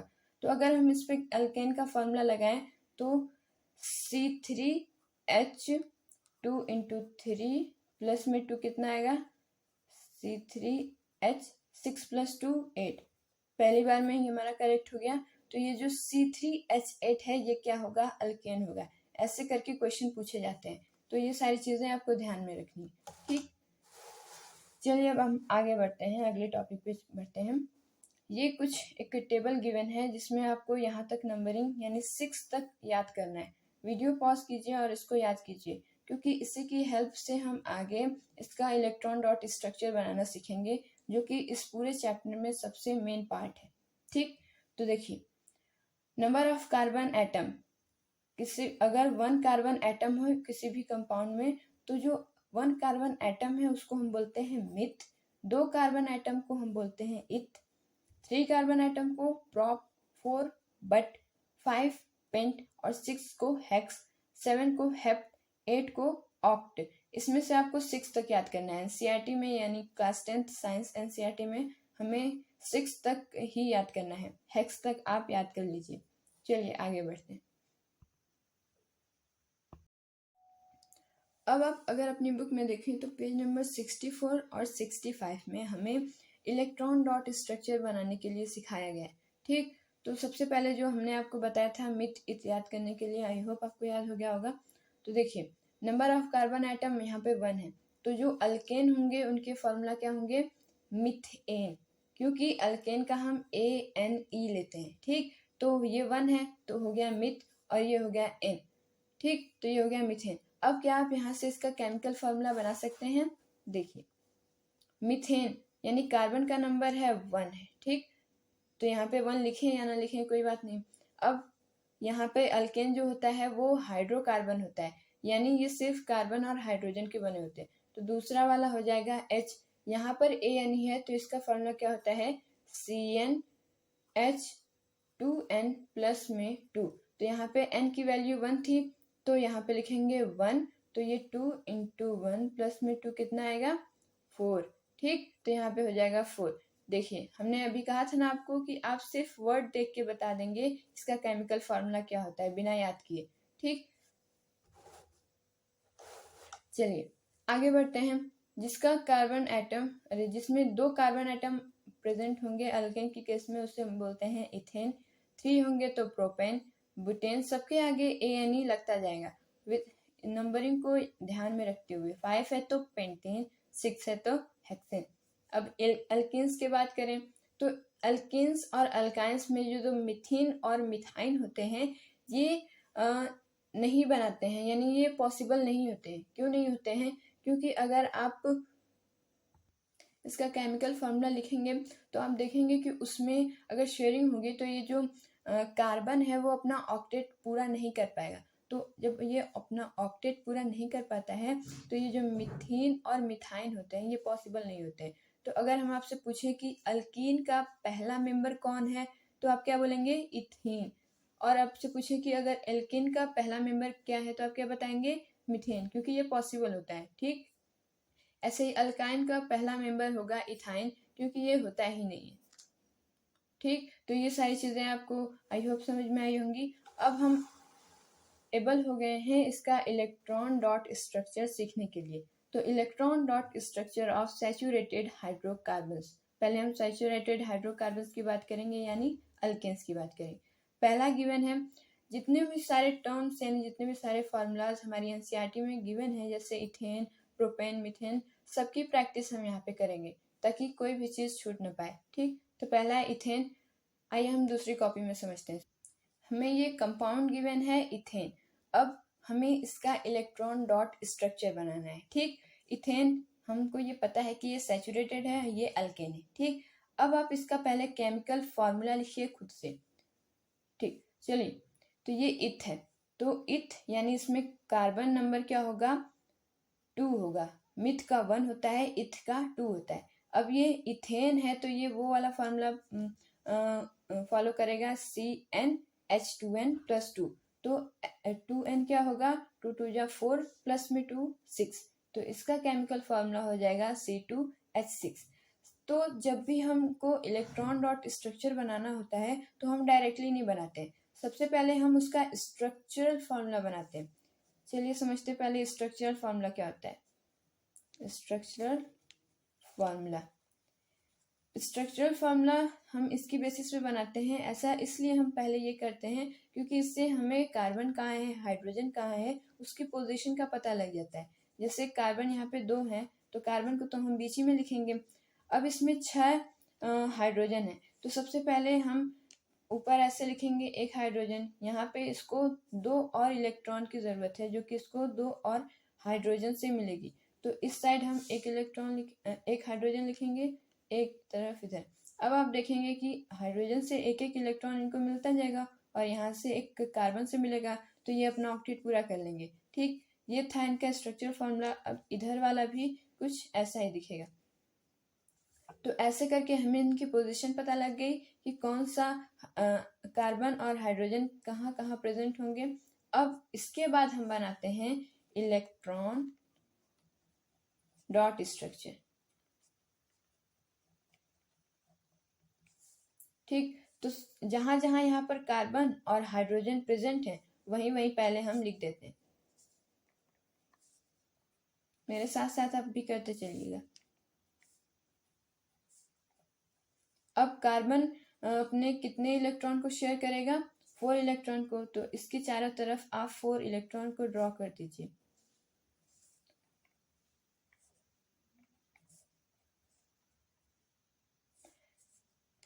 अब हाइड्रोजन भी अपने एक एक इलेक्ट्रॉन को यहाँ पे शेयर करेगा, तो यहाँ पे हम इसको डॉट से दिखाएंगे अलग दिखाने के लिए। अब हम इसका एक सर्कल बनाएंगे, तो हाइड्रोजन का यहाँ पे 2 इलेक्ट्रॉन पूरा हो रहा है, यहाँ पे भी हाइड्रोजन का 2 इलेक्ट्रॉन बन रहा है, यहाँ पे भी, यहाँ पे भी, यहाँ पे भी और यहाँ पे भी। तो यहाँ पे हाइड्रोजन को, सभी हाइड्रोजन को 2 इलेक्ट्रॉन मिल गए। अब बारी है कार्बन की। तो कार्बन ऐसा सर्कल बनाएगा किसमें सभी ये इलेक्ट्रॉन आ गए। 1 2 3 4 5 6 7 8, इसमें 8 इलेक्ट्रॉन्स हो गए हैं, यानी ये कार्बन अपना electronic configuration, noble gas configuration achieve कर चुका है। अब बारी है इस वाले कार्बन की। तो इसमें भी हम ऐसा ही करेंगे कि इनमें ये जो 4 इलेक्ट्रॉन है, सॉरी 8 इलेक्ट्रॉन है, सभी आ जाए। तो अब आप इसमें भी काउंट करेंगे तो 8 आएगा। तो ये क्या था इनका इलेक्ट्रॉन डॉट स्ट्रक्चर, कि कैसे ये अपना इलेक्ट्रॉन शेयर करते हैं और कैसा इनका डॉट के फॉर्म में स्ट्रक्चर बनता है, वो हमने अभी सीखा। अब हम अगर आपसे पूछें कि इसको आप कंडेंस स्ट्रक्चर फॉर्मूला लिखिए, इसका एक टर्म दिया होगा एनसीईआरटी में, condensed structural formula. Condensed structural formula क्या होता है कि किसी को छोटा करके लिखना। मान लीजिए ये है, तो इसको छोटा करके कंडेंस करके लिखेंगे तो हम तो उसे बोलते हैं कंडेंस स्ट्रक्चरल फॉर्मूला। तो हम कैसे लिखते हैं, मान लीजिए ये है, इसकी एक साइड में जितने हैं, मान लीजिए कार्बन यहाँ पे 1 है, तो कार्बन हम 1 ले लेते हैं, और इस साइड में कितने हैं हाइड्रोजन, 1 2 3, तो यहाँ पे H3। इनके बीच में कैसी बॉन्डिंग है, सिंगल बॉन्डिंग है। ठीक, अब इस साइड वाला हम देखेंगे तो इधर कार्बन कितना प्रेजेंट है, 1, H कितना प्रेजेंट है, 3। तो ये था इनका कंडेंस्ड स्ट्रक्चरल फार्मूला। ऐसे लिखते हैं कंडेंस्ड स्ट्रक्चरल फार्मूला, कभी कभी ये भी पूछा जाता है। या फिर आप इसको सिंपली ऐसे लिख सकते हैं, क्योंकि इनमें सिंगल बॉन्डिंग है। अगर आप किसी नंबर को 1 से मल्टीप्लाई करते हैं, वो शो करें या फिर ना करें, उसका कोई मतलब नहीं रह जाता है। ठीक, तो आप इसको ऐसे भी लिख सकते हैं। तो चलिए एक और एग्जांपल से समझते हैं प्रोपेन। जितनी ज़्यादा आप प्रैक्टिस करेंगे उतना आपके लिए अच्छा होगा। दूसरा एग्जांपल हमने लिया प्रोपेन। यहाँ पर प्रोप यानी 4 को दिखा रहा है, तो यहाँ पे कार्बन C4 होगा, सॉरी प्रोप 3 को दिखा रहा है, 4 को बट दिखाता है। ठीक, तो यहाँ पे कार्बन 3 हो गए। प्रोपेन वाला है तो हम अल्केन का फॉर्मूला फॉलो करेंगे जब, तो हमारे पास मिलेगा C3H10। अब इसका स्ट्रक्चरल फॉर्मूला पहले बनाइए। सबके बीच में सिंगल बॉन्डिंग होगी कार्बन की, क्योंकि ये सैचुरेटेड है। अब इसका हम ऐसे अरेंज करेंगे हाइड्रोजन को कि जब वो अपना इलेक्ट्रॉन शेयर करे तब इसका ऑक्टेट पूरा हो सके। तो यहाँ पे हाइड्रोजन से 3 इलेक्ट्रॉन मिलेगा और कार्बन से 1 इलेक्ट्रॉन, तो ये अपना ऑक्टेट पूरा कर पाएगा। ठीक, ऐसे ही हम यहाँ पे करेंगे। यहाँ पे 2 ही हाइड्रोजन रहेंगे, क्यों, क्योंकि यहाँ पे कार्बन से भी 1 इलेक्ट्रॉन मिलेगा, यहाँ पे भी कार्बन से 1 इलेक्ट्रॉन मिलेगा, और ये तो हाइड्रोजन से मिल ही रहा है। ये इनका स्ट्रक्चर फॉर्मूला हो गया। अब आइए इलेक्ट्रॉन डॉट स्ट्रक्चर बनाते हैं। सबसे पहले जो जो चीज़ें जहाँ जहाँ मौजूद हैं हम वहाँ वहाँ ड्रॉ कर लेते हैं।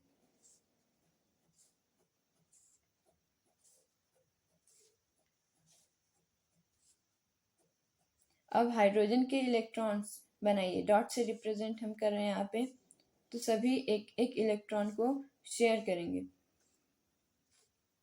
अब ये जो कार्बन है ये 1 इलेक्ट्रॉन को शेयर करेगा, 4 इलेक्ट्रॉन को शेयर करेगा, तो हर साइड हम एक एक इलेक्ट्रॉन लिख लेते हैं। यहाँ पे भी वाला भी कार्बन ऐसा ही करेगा। यहाँ पे दोनों एक दूसरे से शेयर कर रहे हैं 1 इलेक्ट्रॉन, तो यहाँ पे हम ऐसे लिखते हैं, ऐसे रिप्रेजेंट करते हैं। ठीक, तो यहाँ पे भी हो गया। अब इसका हम सर्कल करते हैं। इसका तो पूरा हो गया, इसका भी हो गया, इसका भी। अब आइए कार्बन का ऑक्टेट पूरा करते हैं। तो हम ऐसे सर्कल बनाएंगे कि ये सभी इलेक्ट्रॉन्स उसमें आ जाए। तो हो गया इसका ऑक्टेट पूरा। अब यहाँ पे ऐसा सर्कल बनाएंगे हम, और ये हो गया ये। ठीक, तो ये था इसका इलेक्ट्रॉन डॉट स्ट्रक्चर। ऐसे ही कुछ और एग्जाम्पल हैं, आप उसको खुद से प्रैक्टिस करिए तो आपको एक दो बार में अच्छे तरीके से समझ में आ जाएगा। देखिए यहाँ पे हमने इथेन और प्रोपेन का कंप्लीट कर लिया है। ये है अगला एग्जाम्पल मिथेन का। मिथेन का आप खुद से कीजिए, खुद से जब कर लेते हैं तो आप यहाँ से ऐसे चेक कर सकते हैं। ठीक, अब यहाँ पे अल्केन्स का है। अल्केन्स का भी एक एग्जाम्पल से हम आपको समझा देते हैं। अल्केन्स यानी इसमें डबल बॉन्डिंग होगी। अल्कीन का एग्जाम्पल लिया हमने इथीन का। मिथीन क्यों नहीं लिया? क्योंकि वो पॉसिबल नहीं होता है। ठीक, तो इथीन लिया हमने C2H4, इसका केमिकल फार्मूला होता है। अब हम सबसे पहले इसका स्ट्रक्चरल फार्मूला बनाते हैं। ठीक, तो इसमें 2 कार्बन प्रेजेंट हैं। अल्कीन की बात कर रहे हैं हम यहाँ पे, तो कार्बन के बीच में 2 बॉन्डिंग होगी। तो यहाँ पे लिख देंगे, ऐसे ड्रॉ कर देंगे, 2 बॉन्डिंग दिखाएंगे। फिर यहाँ पे इनके हाइड्रोजन को हमें पूरा करना है, यानी इनके इलेक्ट्रॉन ऑक्टेट को पूरा करना है। तो यहाँ पे इसको 2 इलेक्ट्रॉन मिल रहे हैं। अब इसको ज़रूरत है 2 इलेक्ट्रॉन की, तो 1 इलेक्ट्रॉन यहाँ पे हाइड्रोजन से मिल जाएगा और यहाँ पे। ठीक, और इसमें भी ऐसा ही होगा। आप जब ये बना लें स्ट्रक्चर फॉर्मूला, तो इसमें नंबर ऑफ कार्बन और नंबर ऑफ हाइड्रोजन एक बार काउंट कर लें कि सही तो है। देखिए यहाँ पे 2 कार्बन है तो यहाँ पे हो गया, और यहाँ पे 4 हाइड्रोजन है तो यहाँ पे हो गया। ठीक, अब आइए इसका इलेक्ट्रॉन डॉट स्ट्रक्चर बनाते हैं। ये पहले हम उसी पोजीशन पे लिख देंगे जहाँ जहाँ पे कार्बन और हाइड्रोजन प्रेजेंट है। ये शेयर करेगा एक एक इलेक्ट्रॉन। अब यहाँ पे कार्बन के बीच में डबल बॉन्डिंग है। ठीक, डबल बॉन्डिंग है तो ये 2 इलेक्ट्रॉन शेयर करेंगे। मान लीजिए यहाँ पे कार्बन 1 इलेक्ट्रॉन को एक बार में शेयर कर रहा है, तो ये वाला इलेक्ट्रॉन भी एक दूसरे से ऐसे इलेक्ट्रॉन शेयर करेगा। यहाँ पे मतलब जब 2 बॉन्ड होते हैं तब मतलब 4 इलेक्ट्रॉन शेयर होते हैं। ठीक, तो अब जब ये हाइड्रोजन के 2 इलेक्ट्रॉन्स आएंगे इससे, और कार्बन के ये 4 इलेक्ट्रॉन्स आएंगे, 2 इलेक्ट्रॉन्स आएंगे, तो ये हो जाएगा। अब देखिए यहाँ पे हम ऐसा सर्कल बनाएंगे जिसमें ये चारों इलेक्ट्रॉन्स आ जाएं, कार्बन वाले। तो देखिए अब आप काउंट करिए तो 1 2 3 4 5 6 7 8 यहाँ पे कार्बन के ऑक्टेट फुलफिल हो रहे हैं। अब आते हैं दूसरे वाले कार्बन पे, तो यहाँ पे भी ऑक्टेट के चारों इलेक्ट्रॉन ऑक्टेट पूरा हो रहा है। तो ये था इसका इलेक्ट्रॉन डॉट स्ट्रक्चर। आप खुद से इसको कंडेंस करके बताइए कि इसका कंडेंस स्ट्रक्चरल फार्मूला क्या होगा। ठीक, तो चलिए इसका कंडेंस स्ट्रक्चर फार्मूला होगा C, इस साइड वाला हम लेंगे तो ये होगा CH2, फिर इसमें डबल बॉन्डिंग को दिखाएंगे हम CH2, इसमें डबल बॉन्डिंग को दिखाएंगे, तब इसको हम CH2 सिंपली नहीं लिखेंगे। ठीक, ये था अल्कीन का फार्मूला। एक और हम आपको बता देते हैं अल्काइन का। तो हमने यहाँ पे एग्जांपल लिया है इथाइन का। यहाँ पे कार्बन के बीच में 3 बॉन्डिंग्स होंगी। ठीक, इथाइन थोड़ा ज़्यादा सिंपल पड़ रहा है, हम बेटाइन का करते हैं। बेटाइन यानी यहाँ पे कार्बन की जो नंबरिंग होगी वो होगी 4, और ये वाला फार्मूला हम लगाएंगे तो हमारे पास मिलेगा 6 हाइड्रोजन। अब इसका जल्दी से स्ट्रक्चरल फार्मूला बना देते हैं। तो 4 कार्बन पहले ड्रॉ करिए। अब यहाँ पे देखिए आइन है, यानी किसी भी एक कार्बन के बीच में ज़रूर ही 3 बॉन्डिंग्स होंगी। अक्सर बच्चे क्या करते हैं कि जब देखते हैं कि बेटाइन है तो सब में 3 बॉन्डिंग बना देते हैं, लेकिन ऐसा नहीं होता है। किसी एक में बॉन्डिंग देखने को मिलती है, सब में रेयर केस में देखने को मिलती है। अब यहाँ पे इसको 3 इलेक्ट्रॉन्स यहाँ से मिल रहे हैं, अब इसको ज़रूरत है 1 इलेक्ट्रॉन की, तो यहाँ से हाइड्रोजन से मिल जाएगा। यहाँ पे 3 मिल रहे हैं तो यहाँ पे हाइड्रोजन से मिल जाएगा। ठीक, अब यहाँ पे इसको 1 इलेक्ट्रॉन मिल रहा है, यहाँ से दूसरा, यहाँ से तीसरा और यहाँ से चौथा, और इसका भी कुछ ऐसे ही होगा। तो ये बन गया इसका स्ट्रक्चरल फार्मूला। अब आइए हम करते हैं इसका इलेक्ट्रॉन डॉट स्ट्रक्चर कैसे बनाते हैं। 1 2 3 4, 1 मेरे साथ साथ आप भी करते चलिए। 3, ये 4, ये 5, ये 6 और ये 1 2 3 4, हाँ 6। सॉरी यहाँ पे गलती हुई है, यहाँ पे एक हाइड्रोजन नहीं होगा क्योंकि यहाँ पे इसको 3 इलेक्ट्रॉन्स यहाँ से मिल रहे हैं और एक यहाँ से मिल रहा है, तो इसका 4 हो जाएगा। तो यहाँ से हम ये हटा देते हैं। चलिए अब इसका एक ऐसे हम इलेक्ट्रॉन बनाते हैं। अब कार्बन एक इलेक्ट्रॉन यहाँ से शेयर करेगा हाइड्रोजन से, लेकिन यहाँ पे हमने देखा था 3 बॉन्डिंग है, तो यहाँ पे 3 इलेक्ट्रॉन्स जब शेयर करेंगे एक दूसरे से तो यहाँ पे 6 इलेक्ट्रॉन्स हम बनाएंगे, क्योंकि 3 ये दे रहा है, 3 ये दे रहा है, ये दोनों एक दूसरे से 3 शेयर कर रहे हैं, तो यहाँ पे 6 बनाएंगे। अब देखिए यहाँ पे हाइड्रोजन का पूरा हुआ। अब इसको पूरे सर्कल में लीजिए, तो अब इसे काउंट कीजिए, ये 6, ये 7, 8, इसका ऑक्टेट पूरा हुआ। अब यहाँ पे देखिए कार्बन और ये कार्बन एक दूसरे से एक ही शेयर करेंगे, तो इसका भी ऐसे लेंगे, ठीक। तो यहाँ पे भी इसका पूरा हो रहा है। अब ये हाइड्रोजन से एक शेयर करेगा, एक नीचे वाले हाइड्रोजन शेयर करेगा, यहाँ पे इसका एक शेयर हो रहा है, एक कार्बन से इधर वाले शेयर करेगा, तो ये पूरा आ जाएगा एक सर्कल में। 2 4 6 8 हो गया काम। अब यहाँ पे भी कुछ ऐसा ही होगा। तो ये था इसका इलेक्ट्रॉन डॉट स्ट्रक्चर, ठीक। आई होप आपको ये बातें समझ में आई होंगी।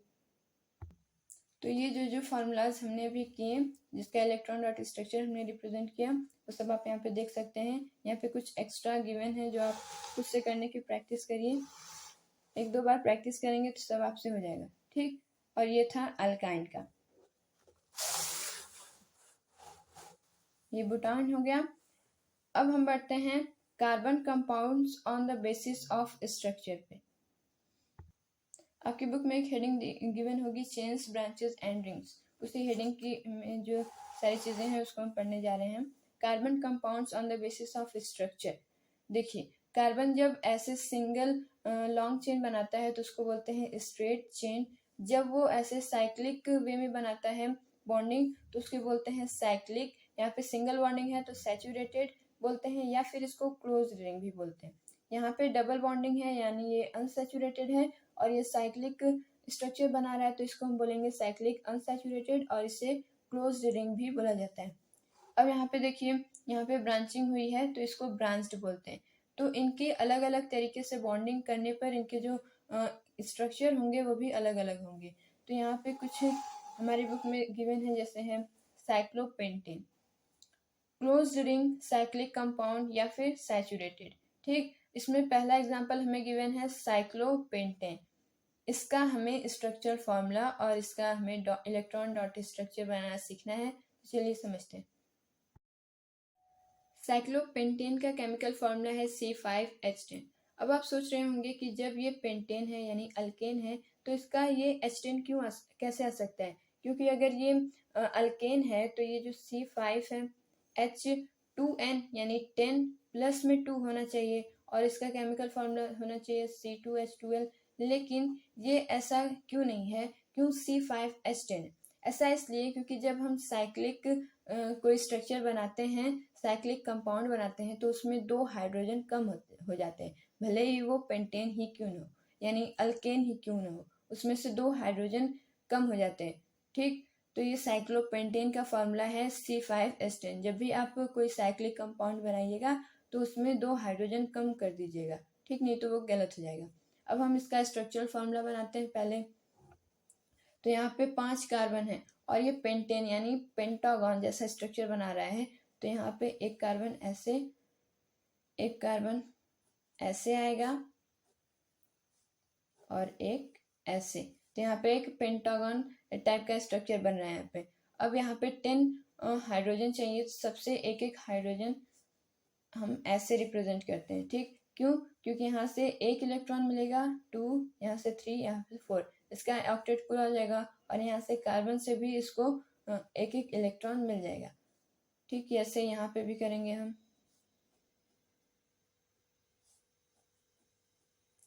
अब इसके बाद आप काउंट कीजिए कि क्या नंबर ऑफ कार्बन और हाइड्रोजन यहाँ पे भी सेम है। तो देखिए 1 2 3 4 5 कार्बन सही है। यहाँ पे हाइड्रोजन 10 है, तो 1 2 3 4 5 6 7 8 9 10 हाइड्रोजन भी सही है, यानी इनका स्ट्रक्चर फॉर्मूला सही बना है। अब आइए इनका इलेक्ट्रॉन डॉट स्ट्रक्चर बनाते हैं। तो जहाँ जहाँ पे कार्बन और हाइड्रोजन प्रेजेंट है, पहले हम वहाँ पे इनको लिख देते हैं, और हाइड्रोजन यहाँ प्रेजेंट है।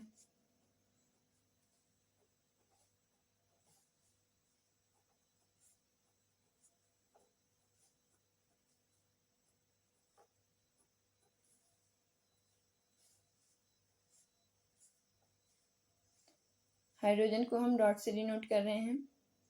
अब कार्बन की बारी। यहाँ पे कार्बन और कार्बन में एक एक इलेक्ट्रॉन शेयर होंगे, तो यहाँ पे हम ऐसे लिख देंगे। यहाँ पे भी कार्बन और कार्बन के बीच में एक एक इलेक्ट्रॉन शेयर होंगे, सब में हम ऐसे लिख रहे हैं। अब यहाँ पे हाइड्रोजन और कार्बन में एक एक इलेक्ट्रॉन शेयर होंगे, ठीक।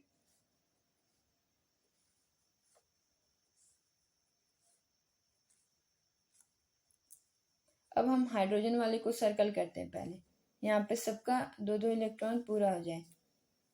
2 इलेक्ट्रॉन, इसमें भी 2, ठीक।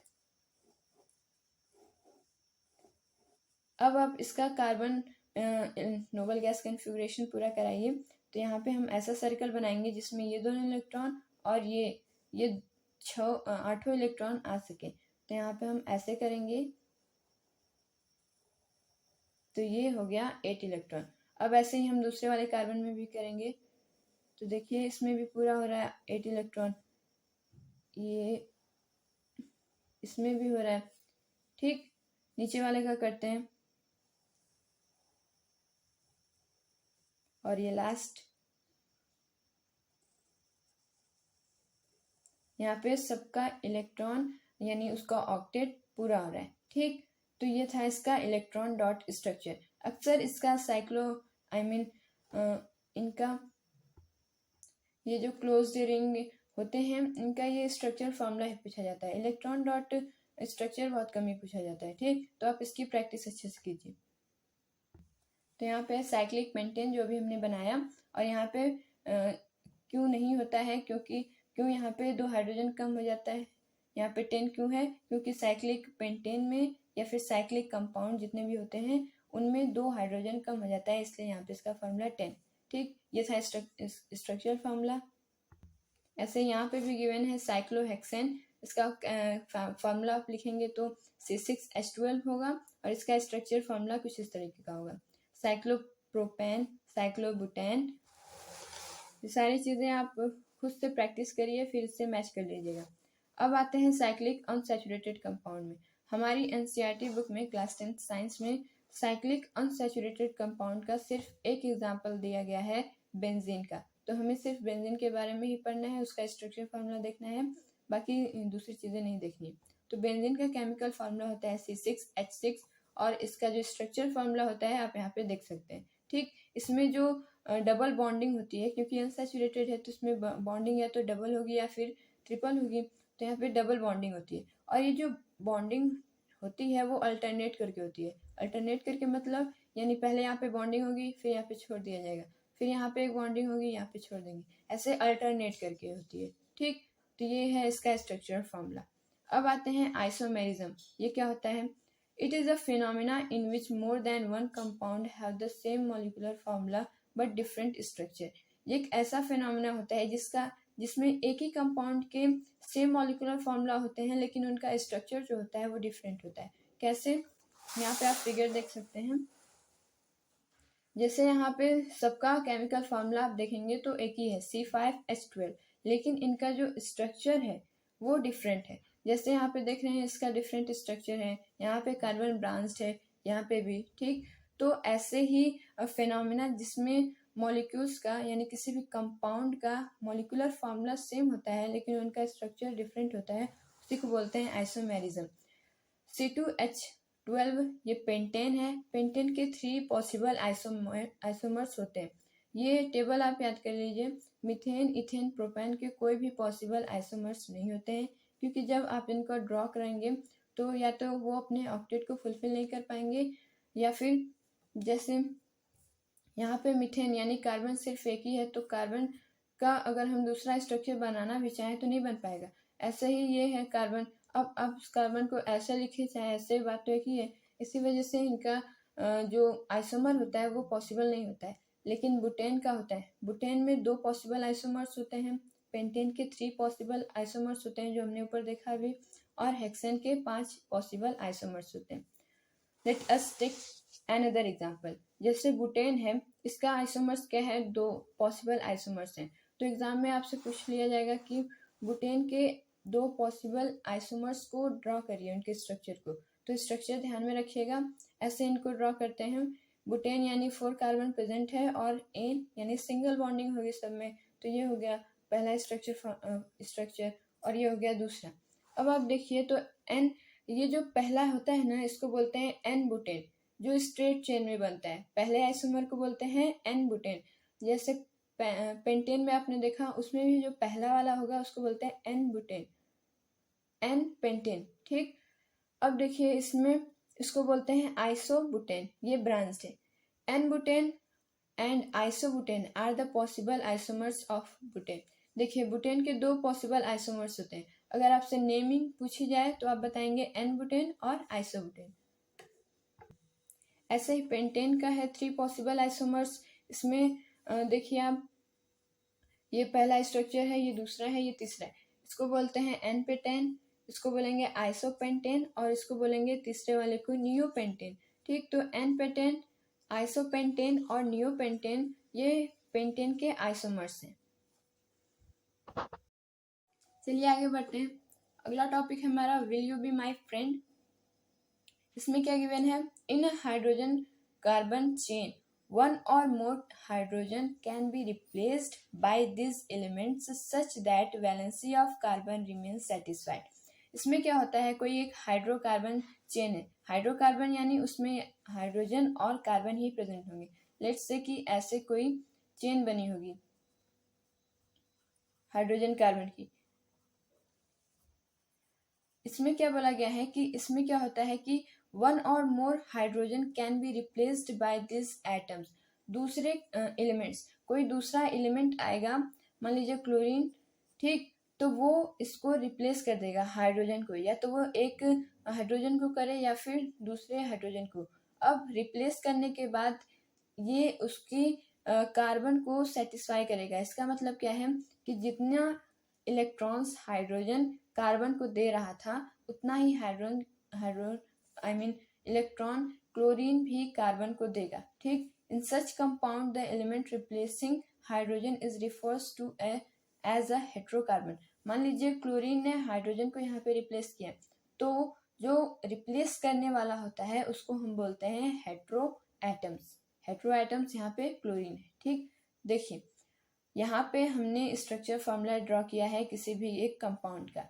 यहाँ पे कार्बन की बात की जा रही है, तो यहाँ पे सिर्फ हाइड्रोजन और कार्बन ही प्रेजेंट होंगे।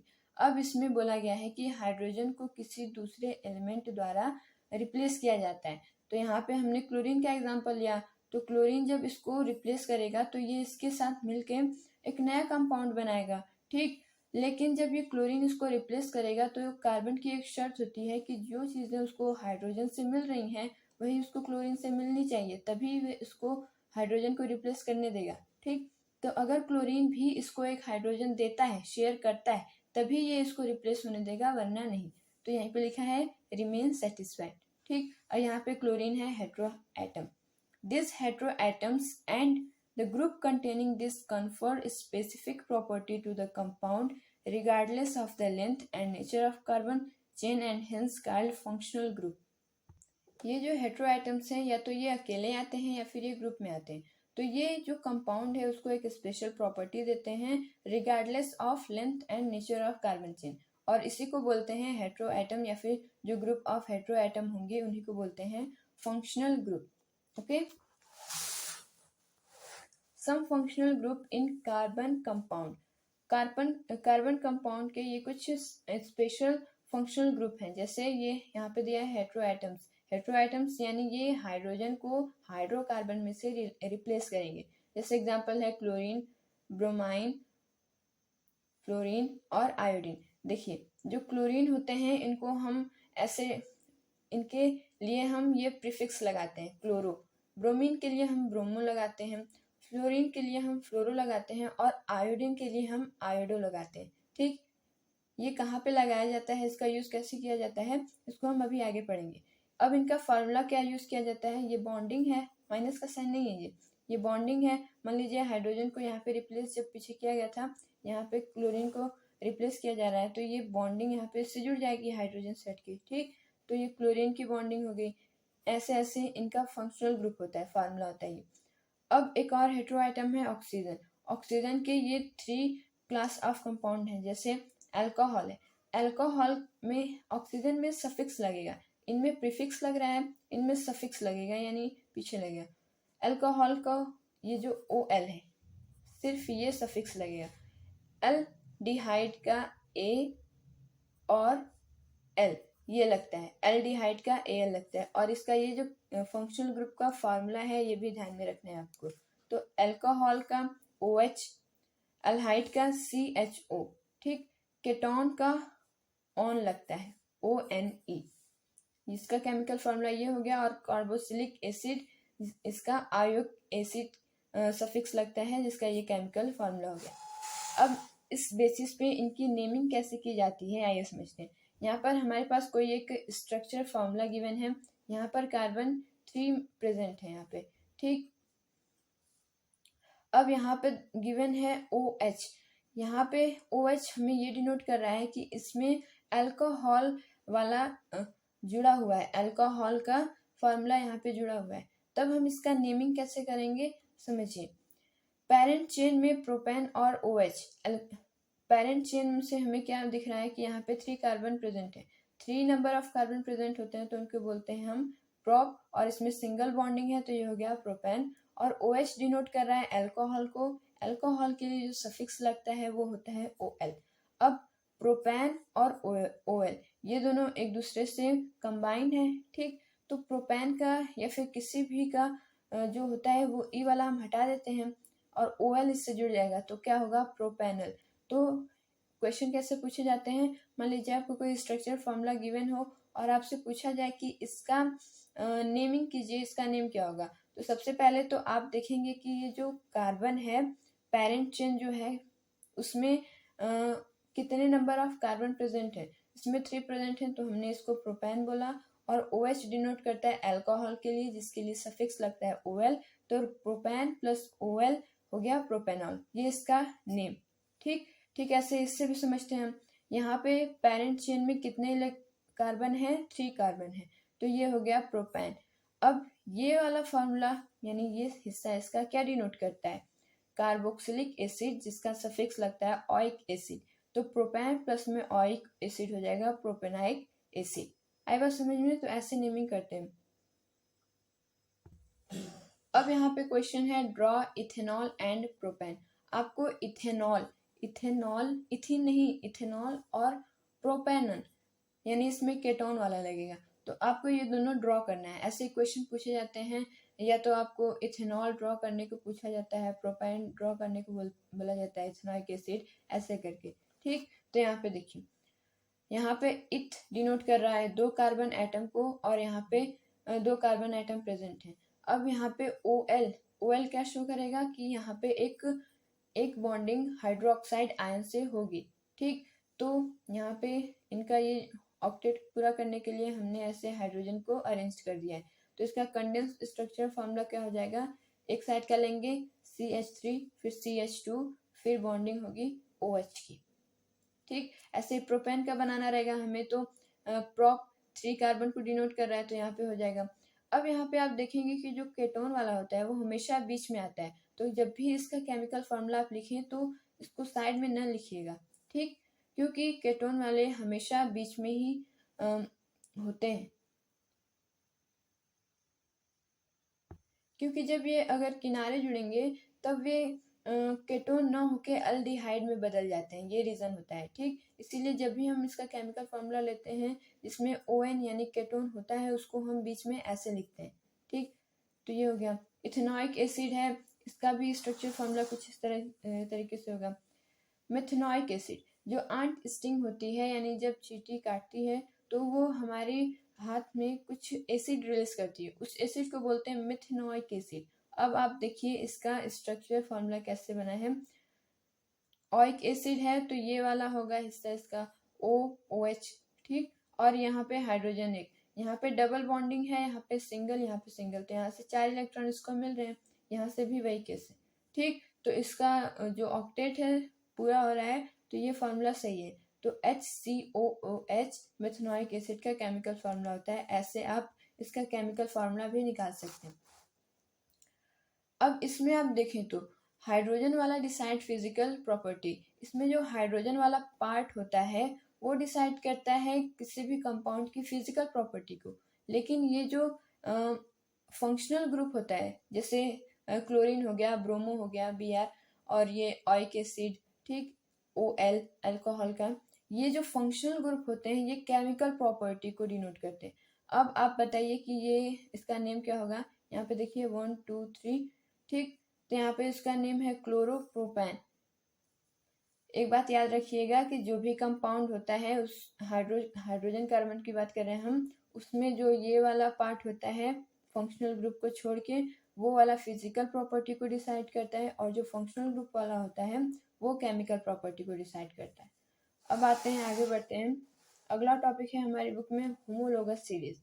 It is the series of compound in which the same functional group substitute for hydrogen in a carbon chain। देखिए यहाँ पे कुछ एग्जाम्पल हमारे पास गिवन है। इसमें अगर आप ध्यान दें, CH3OH, इसके अगला वाला है C2H5OH। इसमें क्या ऐड हुआ है, CH2। C ऐड होने की वजह से यहाँ पे 2 हो गया, और यहाँ पे 2 हाइड्रोजन ऐड होने की वजह से 3 + 2 हो जाएगा 5। यहाँ पे भी ठीक ऐसे ही आप देखेंगे तो सब में CH2 ऐड हो रहा है, यानी सेम फंक्शनल ग्रुप ऐड हो रहा है सब में, ठीक। अब इसका अगर आप फॉर्मूला देखेंगे तो यहाँ पे अगर आप इनको जोड़ेंगे, ये आपने 9th क्लास में सीखा होगा, तो इसका 32 यूनिट आएगा, इसका 46 यूनिट आएगा, इसका 60। अब इनके बीच का भी आप अगर डिफरेंस निकालें तो सब में सेम होगा, ठीक। तो इनमें देखिए आप फंक्शनल ग्रुप सेम है, तो it is a series of compound in which the same functional group substitute for hydrogen in a carbon chain. ये एक ऐसी सीरीज होती है जिसमें कंपाउंड्स की ऐसी सीरीज होती है जिसमें जो सेम फंक्शनल ग्रुप होता है वो हाइड्रोजन को सब्सटीट्यूट करता है, ठीक। तो successive member differs by CH2 unit and 14 unit of mass. जो एग्जांपल हमने दिया उसमें क्या चीज़ कॉमन है कि ये जो CH2 है उसमें सभी ऐड हो रहे हैं, तभी अगला वाला हमें मिल रहा है। और इसमें का जो डिफरेंस है इनके फॉर्मूलाज में, यूनिट फार्मूला में जो डिफरेंस है वो भी सेम है, ठीक। आगे बढ़ते हैं। The chemical property are impacted by the functional group, thus all member have similar chemical properties। जो केमिकल प्रॉपर्टी होती है, अभी हमने पीछे पढ़ा कि वो फंक्शनल ग्रुप डिसाइड करता है, ठीक। इसीलिए सबकी जो केमिकल प्रॉपर्टी है वो सेम है। क्यों? क्योंकि सब में फंक्शनल ग्रुप CH2 सेम था। But the member have different physical property, लेकिन उसमें फिजिकल प्रॉपर्टी दूसरी होगी। क्यों? क्योंकि उसमें फंक्शनल ग्रुप सेम था, न कि हाइड्रोजन वाला, हाइड्रोकार्बन वाला वो part. They show gradual change in physical properties. इनकी फिजिकल प्रॉपर्टीज में बहुत ही ग्रेजुअल चेंज देखने को मिलते हैं। हैव सेम जनरल फार्मूला, और इनका जो फार्मूला होता है वो सेम होता है, CnH2n प्लस में 1OH, ठीक। यहाँ पे जो एग्जाम्पल हमने यहाँ पे आपको दिखाया, अगर आप उस फार्मूला पे रखेंगे तो आपको ये आगे वाले सक्सेसिव टर्म्स मिलते जाएंगे।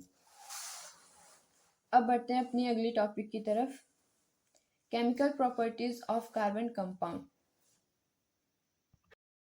पूरा चैप्टर ही कार्बन पे बेस्ड है, तो हमें सिर्फ कार्बन कंपाउंड के बारे में ही पढ़ना है। तो अब हम पढ़ेंगे physical properties of chemical compound.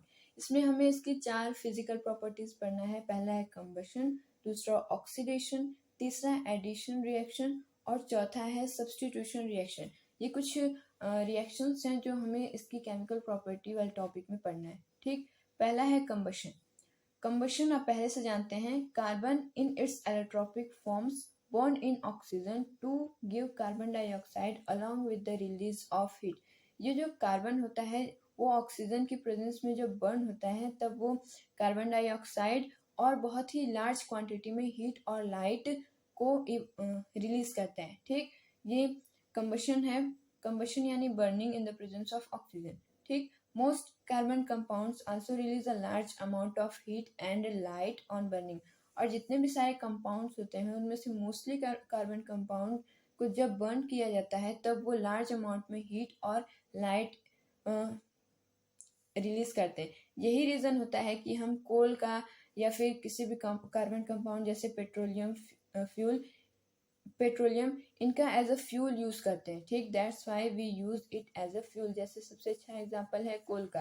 क्यों? क्योंकि वो एक कार्बन कंपाउंड है, जब हम उसे बर्न करेंगे तब उससे हमें हीट और लाइट मिलेगी। ठीक, तो वो एज अ फ्यूल यूज़ भी किया जाता है। यहाँ पे कुछ फार्मूलाज गिवन है, जैसे ये एनसीईआरटी के फार्मूला है। जब कार्बन ऑक्सीजन के साथ बर्न होता है, ये बर्निंग ऑफ कोल को दर्शा रहा है। ठीक, तो जब ये कार्बन ऑक्सीजन के साथ बर्न होता है तो ये कार्बन डाइऑक्साइड के साथ हीट और लाइट भी रिलीज करता है। ये CH4 है, ये जब ऑक्सीजन के साथ रिएक्ट करेगा तो ये कार्बन डाइऑक्साइड के साथ साथ वाटर भी रिलीज करता है और हीट और लाइट सब में कॉमन रहेगी। ये इथेनॉल का फार्मूला है, इसके बारे में हम अभी आगे पढ़ेंगे। ये जब ऑक्सीजन के प्रेजेंस में बर्न होता है तो ये भी कार्बन डाइऑक्साइड, वाटर और हीट लाइट को रिलीज करता है। अब देखिए, saturated hydrocarbons will generally give a clean flame. जो सैचुरेटेड हाइड्रोकार्बन्स होते हैं जब उनको बर्न किया जाता है तो वो एक क्लीन फ्लेम देते हैं। जैसे आप CNGs में देख सकते होंगे, उसमें जो फ्लेम का कलर होता है वो ब्लू होता है। क्यों? क्योंकि वो क्लियर होते हैं, यानी सैचुरेटेड हाइड्रोकार्बन क्लीन फ्लेम देते हैं। क्लीन फ्लेम किस कलर के होते हैं? तो वो ब्लू कलर के होते हैं। While unsaturated carbon compound will give a yellow flame with lots of black smoke. लेकिन जो अनसैचुरेटेड कार्बन कंपाउंड होते हैं, जैसे यहाँ पे हमने कार्बन की बात की, वो येलो फ्लेम देते हैं या फिर ब्लैक स्मोक देते हैं। ठीक, हाउएवर लिमिटिंग द सप्लाई। लेकिन जब हम ये जो सैचुरेटेड हाइड्रोकार्बन वाले होते हैं उनकी सप्लाई को कम कर देते हैं, यानी उनको सफिशिएंट एयर प्रोवाइड नहीं करते हैं, सफिशिएंट ऑक्सीजन जब उन्हें नहीं मिलती है तब वो भी सूटी फ्लेम यानी खराब फ्लेम यानी ब्लैक फ्लेम दे देते हैं। ठीक, कंडीशन क्या है इसमें? Insufficient oxygen. तो अगर आपसे क्वेश्चन पूछा जाए कि किस कंडीशन में सैचुरेटेड वाले भी सूटी फ्लेम देते हैं, तो आप बोलेंगे जब ऑक्सीजन उनको लिमिटेड अमाउंट में दिया जाता है, लिमिटिंग सप्लाई ऑफ एयर।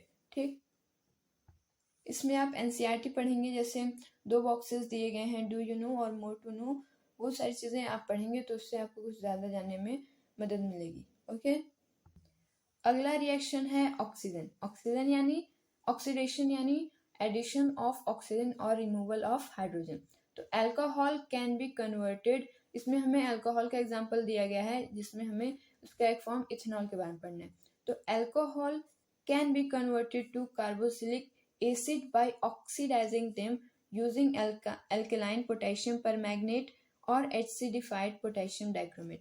देखिए, यहाँ पे अल्कोहल हमने इथेनॉल लिया है, इथेनॉल को आप कार्बोनिक एसिड यानी आप अल्कोहल को एसिड में कन्वर्ट कर सकते हैं बाय ऑक्सीडाइजिंग देम। ठीक, तो यही हमें इस रिएक्शन में पढ़ना है कि जब हम ये इथेनॉल में पोटेशियम परमैंगनेट जिसका कलर कैसा होता है? पर्पल, या फिर पोटेशियम डाइक्रोमेट जिसका कलर होता है ऑरेंज, इन दोनों को ऐड करते हैं, मिलाते हैं with the help of heat भी उसमें थोड़ी सी ज़रूरत होती है उसकी।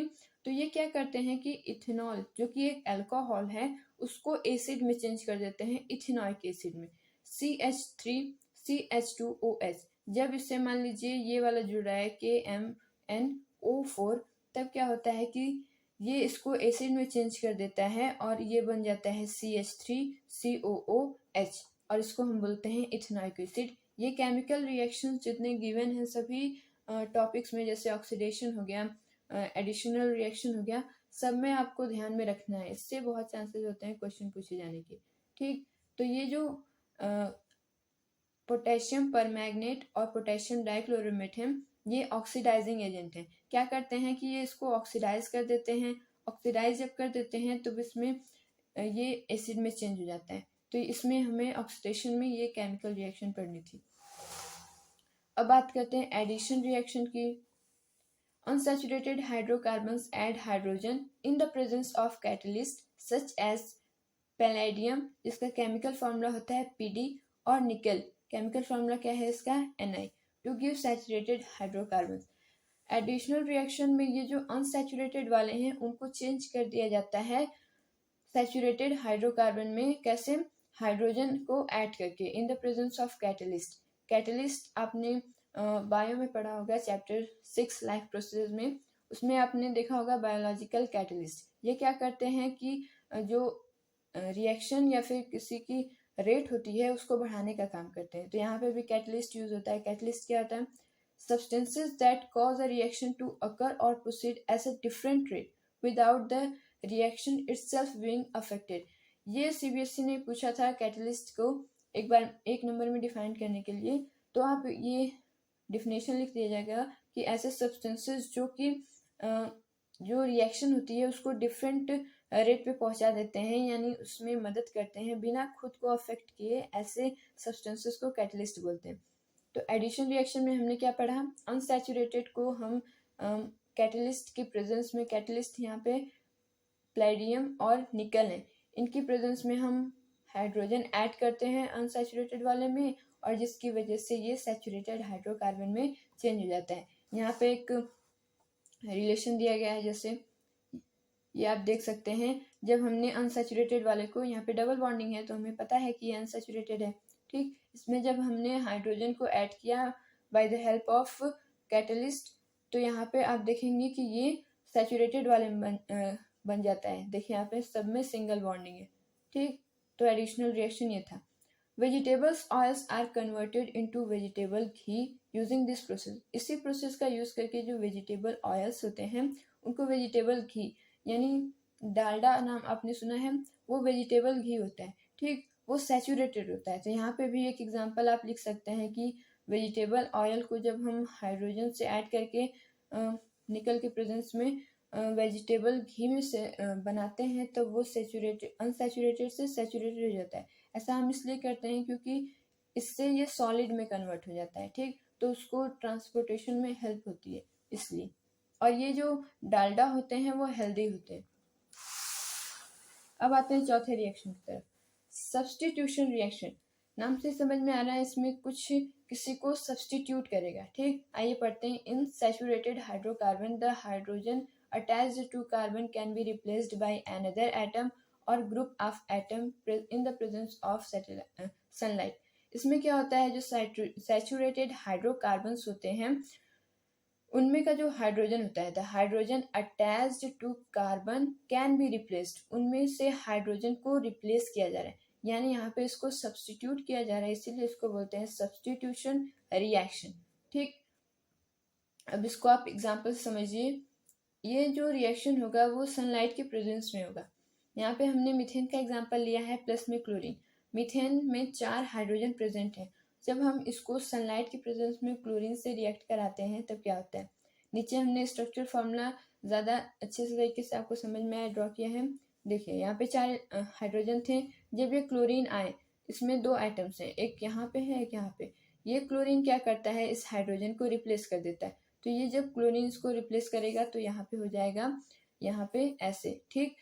और ये जो यहाँ पे क्लोरीन बचा है, जब ये हाइड्रोजन इसको रिप्लेस करेगा तो ये अपने नानी के आने चला जाएगा ये दोबारा यहाँ दूसरे वाले हाइड्रोजन के पास आएगा और ये बन जाएगा HCl, ठीक। तो ये क्या यहाँ पे हुआ है, CH3Cl का फॉर्मेशन हुआ है और HCl का इन द प्रेजेंस ऑफ सनलाइट।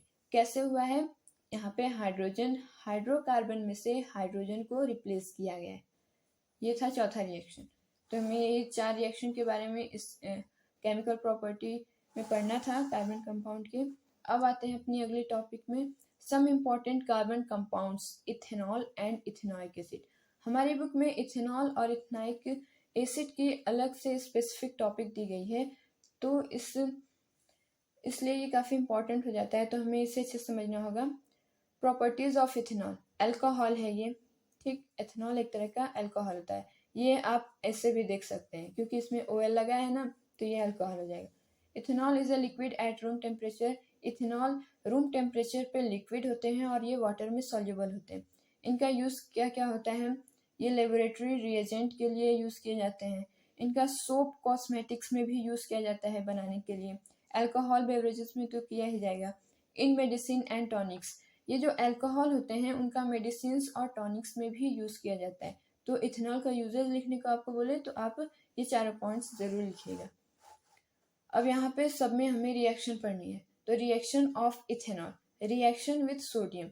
सबसे पहले इथेनॉल सोडियम से कैसे रिएक्ट करता है हमें वो पढ़ना है। तो यहाँ पे सोडियम है, प्लस में इथेनॉल का फॉर्मूला क्या है? CH3CH2OH। यहाँ पे OH दिखा रहा है कि ये अल्कोहल है, ठीक। तो यहाँ पे जब ये इससे रिएक्ट करेगा तो ये जो OH, इसमें जो H है वो रिप्लेस हो जाएगा और यहाँ पे N वाला जुड़ जाएगा। तो यहाँ पे देखिए आप, N वाला जुड़ गया है और ये हाइड्रोजन रिप्लेस हो गया। ये जो बना है इसको क्या बोलते हैं? सोडियम इथॉक्साइड, सोडियम इथॉक्साइड, ठीक। ये सभी केमिकल फॉर्मूलाज, केमिकल इक्वेशंस आपको याद रखने। अब अगला हमसे पूछा गया है कि reaction to give unsaturated hydrocarbon, जब अल्कोहल का अनसैचुरेटेड हाइड्रोकार्बन के साथ रिएक्शन कराते हैं तब हमें क्या मिलता है? डिहाइड्रेशन रिएक्शन भी बोला जाता है इसको। क्यों? क्योंकि इसमें वाटर रिमूव होता है। एक होता है हाइड्रेशन, एक होता है डिहाइड्रेशन। हाइड्रेशन यानी जिसमें वाटर ऐड हो रहा है, लेकिन डिहाइड्रेशन जिसमें से वाटर रिमूव हो रहा है। तो यहाँ पे है CH3CH2OH, ये अल्कोहल का फॉर्मूला हो गया इथेनॉल का। इसको जब हम कंसनट्रेटेड H2SO4 से की प्रेजेंस में इसको रिएक्ट कराते हैं और इसको जो टेम्परेचर चाहिए होता है वो कितना होता है? 443 केल्विन। केल्विन SI यूनिट होती है टेम्परेचर की, ठीक। तो ये क्या होगा? CH2 डबल बॉन्डिंग ये अलग हो जाएगा, यानी इसमें डबल बॉन्डिंग आ गई। डबल बॉन्डिंग का मतलब ये अनसैचुरेटेड में चेंज हो गया। तो ऐसे क्या हो रहा है यहाँ पे? ये जो सैचुरेटेड है वो अनसैचुरेटेड में चेंज हो गया, या आप ऐसे भी कह सकते हैं, ठीक। तो यहाँ पे अल्कोहल क्या होता है? वो अनसैचुरेटेड हाइड्रोकार्बन में यहाँ पे चेंज हो रहा है। अब आते हैं इथेनॉइक एसिड पे। प्रॉपर्टीज ऑफ इथेनॉइक एसिड, इसको कार्बोक्सिलिक एसिड भी बोला जाता है। क्यों? क्योंकि इसमें आयुक एसिड जो होते हैं उनको हम कार्बोक्सिलिक एसिड भी बोलते हैं। Commonly called acetic acid. Acetic acid आपने सेकेंड चैप्टर में पढ़ा होगा कि वो विनेगर में प्रेजेंट होते हैं, ठीक। तो इथेनॉइक एसिड को हम एसिटिक एसिड भी बोलते हैं। 5 से 8% सोल्यूशन अगर एसिडिक एसिड का वाटर में हो तब हम उसे विनेगर बोलते हैं। और इस विनेगर का यूज़ किया जाता है प्रिजर्वेशन ऑफ पिकल्स। पिकल्स यानी अचार, अचार की प्रिजर्वेशन के लिए विनेगर का यूज़ किया जाता है। ये इसका एक यूज़ है, आप लिख सकते हैं। मेल्टिंग पॉइंट क्या होती है? प्योर इथेनॉइक की बात कर रहे हैं हम यहाँ पे, 290 केल्विन। मेल्टिंग पॉइंट यानी इतने टेम्परेचर पे ये मेल्ट होना शुरू होगा, ठीक। तो इसका टेम्परेचर है 290 kelvin. Freezes in cold climates, ये विनेगर जो होता है यानी ये इथेनॉइक एसिड जो होते हैं ये कोल्ड क्लाइमेट में ठंड के समय में फ्रीज हो जाते हैं, ठीक। और इसी वजह से इनको बोला जाता है ग्लेशियल एसिडिक एसिड। तो आप कंफ्यूज मत होइएगा, इथेनॉइक एसिड को आप कार्बोक्सिलिक एसिड, ग्लेशियल एसिड और एसिटिक एसिड भी बोल सकते हैं, ठीक। अब इसमें भी हमें रिएक्शन पढ़ने हैं कुछ। पहला रिएक्शन क्या है? Reaction with carbonate and hydrogen carbonate. हम इसको किसी भी मेटल कार्बोनेट या फिर हाइड्रोजन कार्बोनेट्स के साथ रिएक्ट कराते हैं। इथेनॉइक का फॉर्मूला हो जाएगा CH3COOH, ठीक। ये जब रिएक्ट करेगा मेटल कार्बोनेट से, यहाँ पे हमने सोडियम मेटल लिया है तो सोडियम कार्बोनेट से जब रिएक्ट करेगा तो ये बनाएगा। सब में दोनों में आप देखेंगे चाहे वो हाइड्रोजन कार्बोनेट है या फिर कार्बोनेट, सब में आपको यही सेम चीज़ मिलेगी। जो ये मिला है यानी CH3COONA, इसको हम बोलते हैं सोडियम एसीटेट, ठीक। अब आते हैं सेकेंड वाले पे, स्टेरिफिकेशन रिएक्शन। इसमें क्या होता है? इसमें भी इथेनॉइक एसिड को हम इससे रिएक्ट कराते हैं इथेनॉल से। एसिड को हम करेंगे इथेनॉल से, ठीक। ये एरो ये शो कर रहा है कि ये रिवर्सिबल है, ठीक। मतलब ये इससे ये बन सकता है और इससे ये भी बन सकता है, ये रिवर्सिबल को शो करता है। तो ये फॉर्मूला है या जो हमें मिल रहा है इसको हम ऐसे डिनोट करते हैं, या फिर इसको आप केमिकल फार्मूला की तरह भी लिख सकते हैं। तो ये जो बना है इसको बोलते हैं ester. Ester are sweet smelling substances. जो स्टर होते हैं वो स्वीट स्मेलिंग सब्सटेंसेस होते हैं और इसी वजह से इनका परफ्यूम या फिर फ्लेवरिंग एजेंट के तौर पे यूज़ किया जाता है। ओके, ये कुछ रिएक्शंस हैं जो काफ़ी हार्ड लग सकते हैं आपको, लेकिन अगर आप इनको 2-3 बार लिख के याद करने की कोशिश करेंगे तो आप आसानी से इसको याद कर पाएंगे। अब देखिए आगे बढ़िए। On treating with sodium hydroxide, sodium hydroxide को हम एल्कली भी बोलते हैं, ये जनरली बेस को दिखाता है। ठीक, तो on treating with sodium hydroxide ester is converted back to alcohol and sodium salt of carboxylic acid. यहाँ पे देखिए ये क्या है, CH3COOH2CH3, या फिर इसका केमिकल फार्मूला आप कंडेंस करके भी लिख सकते हैं जो हमने आपको बताया था। तो ये एस्टर है। ठीक, एस्टर को जब हम सोडियम हाइड्रोक्साइड से रिएक्ट करवा रहे हैं तब ये दोबारा से अल्कोहल में और सोडियम साल्ट में, यानी जो सोडियम एसिटेट था हमने अभी पीछे पढ़ा, उसमें चेंज हो जाता है। ये जो सोडियम एसिटेट होता है ये कार्बोक्सिलिक एसिड सॉल्ट होता है, साल्ट। ठीक, यूजिंग फॉर मेकिंग सोप, और इसका सोप बनाने में यूज किया जाता है। और ये जो रिएक्शन है जिसमें ये एस्टर कन्वर्ट हो रहा है साल्ट में, इस रिएक्शन को बोलते हैं सैपोनिफिकेशन। सॉरी, साल्ट यानी जो सोप बनाने में यूज किया जाता है। तो ऐसा रिएक्शन जिसमें सोप बनता है, ऐसे रिएक्शन को बोलते हैं सैपोनिफिकेशन रिएक्शन। इसके बारे में आप अगले टॉपिक साल्ट एंड डिटर्जेंट में पढ़ेंगे। ठीक, तो एस्टर को जब हम सोडियम हाइड्रोक्साइड जो कि एक बेस होता है उसकी प्रेजेंस में रिएक्ट करा रहे हैं तब ये बन रहा है सोडियम साल्ट और प्लस में अल्कोहल। ठीक, और इस रिएक्शन को क्या बोलते हैं, सैपोनिफिकेशन रिएक्शन। इससे क्वेश्चन अक्सर पूछा जाता है कि सैपोनिफिकेशन रिएक्शन का आप केमिकल इक्वेशन लिखिए, या फिर इससे रिलेटेड बहुत से क्वेश्चंस अब तक पूछे जा चुके हैं, तो ये इम्पॉर्टेंट है। ये हमारे सिलेबस में नहीं है, इसमें ये दिखाया गया है कि जो अभी हमने पढ़ा है स्टेरिफिकेशन रिएक्शन, हमने आपको बताया था वो रिवर्सिबल होते हैं। ठीक, रिवर्सिबल कैसे होते हैं आप ऐसे समझ सकते हैं, क्योंकि जब हम इसको डाइल्यूट सल्फ्यूरिक एसिड और हीट देते हैं तब ये दोबारा से अपने ओरिजिनल पहले वाले स्टेट यानी इथेनॉइक एसिड में कन्वर्ट हो जाता है, इसीलिए हमने इसको रिवर्सिबल, ये आपको ध्यान रखने की जरूरत नहीं है, ये आउट ऑफ सिलेबस है। अब तीसरा रिएक्शन है इथेनॉइक एसिड का रिएक्शन विथ बेस। अब हम इथेनॉइक एसिड का बेस के साथ रिएक्शन देखते हैं, NaOH, या फिर आप KOH भी लिख सकते हैं। ठीक, वो भी बेस है। जब हम इसको एसिड के साथ रिएक्ट कराते हैं तब हमें क्या मिलता है, साल्ट, जिसका केमिकल फॉर्मूला है CH3COONA प्लस में वाटर। चलिए सारी चीज़ें जो अभी हमने पढ़े इथेनॉइक एसिड को, उसको आप एक बार रिकैप कर लेते हैं। इसका आप स्क्रीनशॉट ले सकते हैं। ये छोटा सा टेबल आपको हेल्प करेगा ये जो रिएक्शंस हमने पढ़े हैं उसको याद करने में। ठीक, चलिए आगे बढ़ते हैं।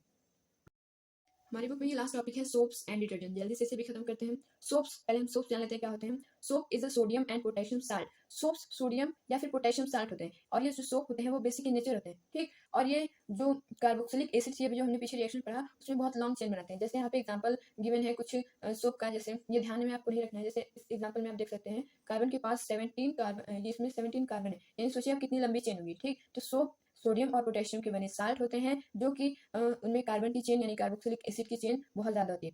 कार्बोक्सिलिक एसिड को हम फैटी एसिड भी बोलते हैं, ये बात याद रखिए। अब इसमें भी सैपोनिफिकेशन रिएक्शन देखिए, the process of formation of soap by heating oil and base. Soap को बनाने का सिंपल मेथड ये होता है कि हम ऑयल को हीट करते हैं और उसमें कुछ बेस डाल देते हैं। उसके बाद जब हम उसको ठंडा करते हैं तो वो सॉलिड हो जाता है और जो बनता है वो एक सोप होता है। ठीक, सिंपल सा मेथड इसका ये होता है। तो जो प्रोसेस होती है सोप बनाने की, उस प्रोसेस को हम बोलते हैं saponification reaction. Reaction of ester and alkali gives a sodium salt of carboxylic acid and ethanol. ये जो एस्टर और एल्कली में भी हमने पीछे दिखाया आपको, उसमें जो रिएक्शन होती है उसमें कार्बोक्सिलिक एसिड बन रही थी और इथेनॉल बन रहा था, तो उसमें भी एक तरह से सोप का फॉर्मेशन हो रहा है, सोप की प्रिपरेशन हो रही है। तो इस रिएक्शन को भी हम सैपोनिफिकेशन रिएक्शन बोलते हैं, जो हमने अभी पीछे पढ़ा। अब देखिए soap and hard water. Soap एक क्लिनजिंग एजेंट होता है, इसका हम पहले हार्ड वाटर के साथ क्या रिलेशन है पढ़ते हैं। Hardness in water is due to the presence of calcium. Hardness of water, ये वर्ड आपने सेकेंड चैप्टर में एक्टिविटी 2.15 जिस पेज पे था उसमें आपने पढ़ा होगा परमानेंट हार्डनेस करके। ठीक, तो हार्डनेस जो होती है वाटर में वो क्यों होती है, क्योंकि उसमें जो कैल्शियम और मैग्नीशियम साल्ट होते हैं वो प्रेजेंट होते हैं। जैसे कैल्शियम क्लोराइड हो गया, मैग्नीशियम क्लोराइड हो गया, जब ये वाटर में प्रेजेंट होते हैं तब उसमें हार्डनेस आ जाती है। ठीक, तो उसी को हम बोलते हैं hard water.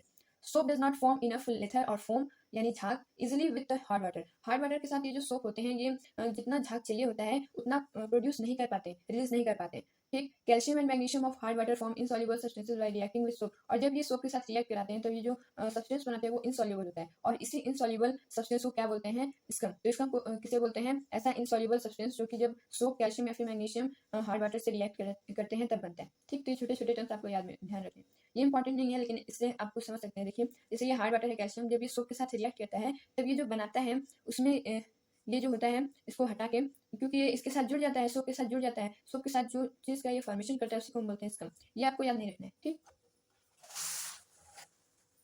Due to the insoluble nature of scum, scum insoluble होता है तो ये जो सोप होते हैं वो सफिशिएंट फोम नहीं बना पाते हैं, फोम यानी झाग नहीं बनाते हैं हार्ड वाटर के साथ, और इसी वजह से हमें जो सोप होता है वो ज़्यादा यूज़ करना पड़ता है। ज़्यादा यूज़ कर रहे हैं तो इसका वेस्टेज हो रहा है, तो ये इसका सोप का एक डिसएडवांटेज है। तो इसके लिए हम क्या यूज़ करते हैं, हार्ड वाटर के लिए डिटर्जेंट का यूज़ करते हैं। डिटर्जेंट क्या होते हैं, detergent are the sodium salt of sulphuric sulphonic acid and ammonium salt with chloride and bromide ions.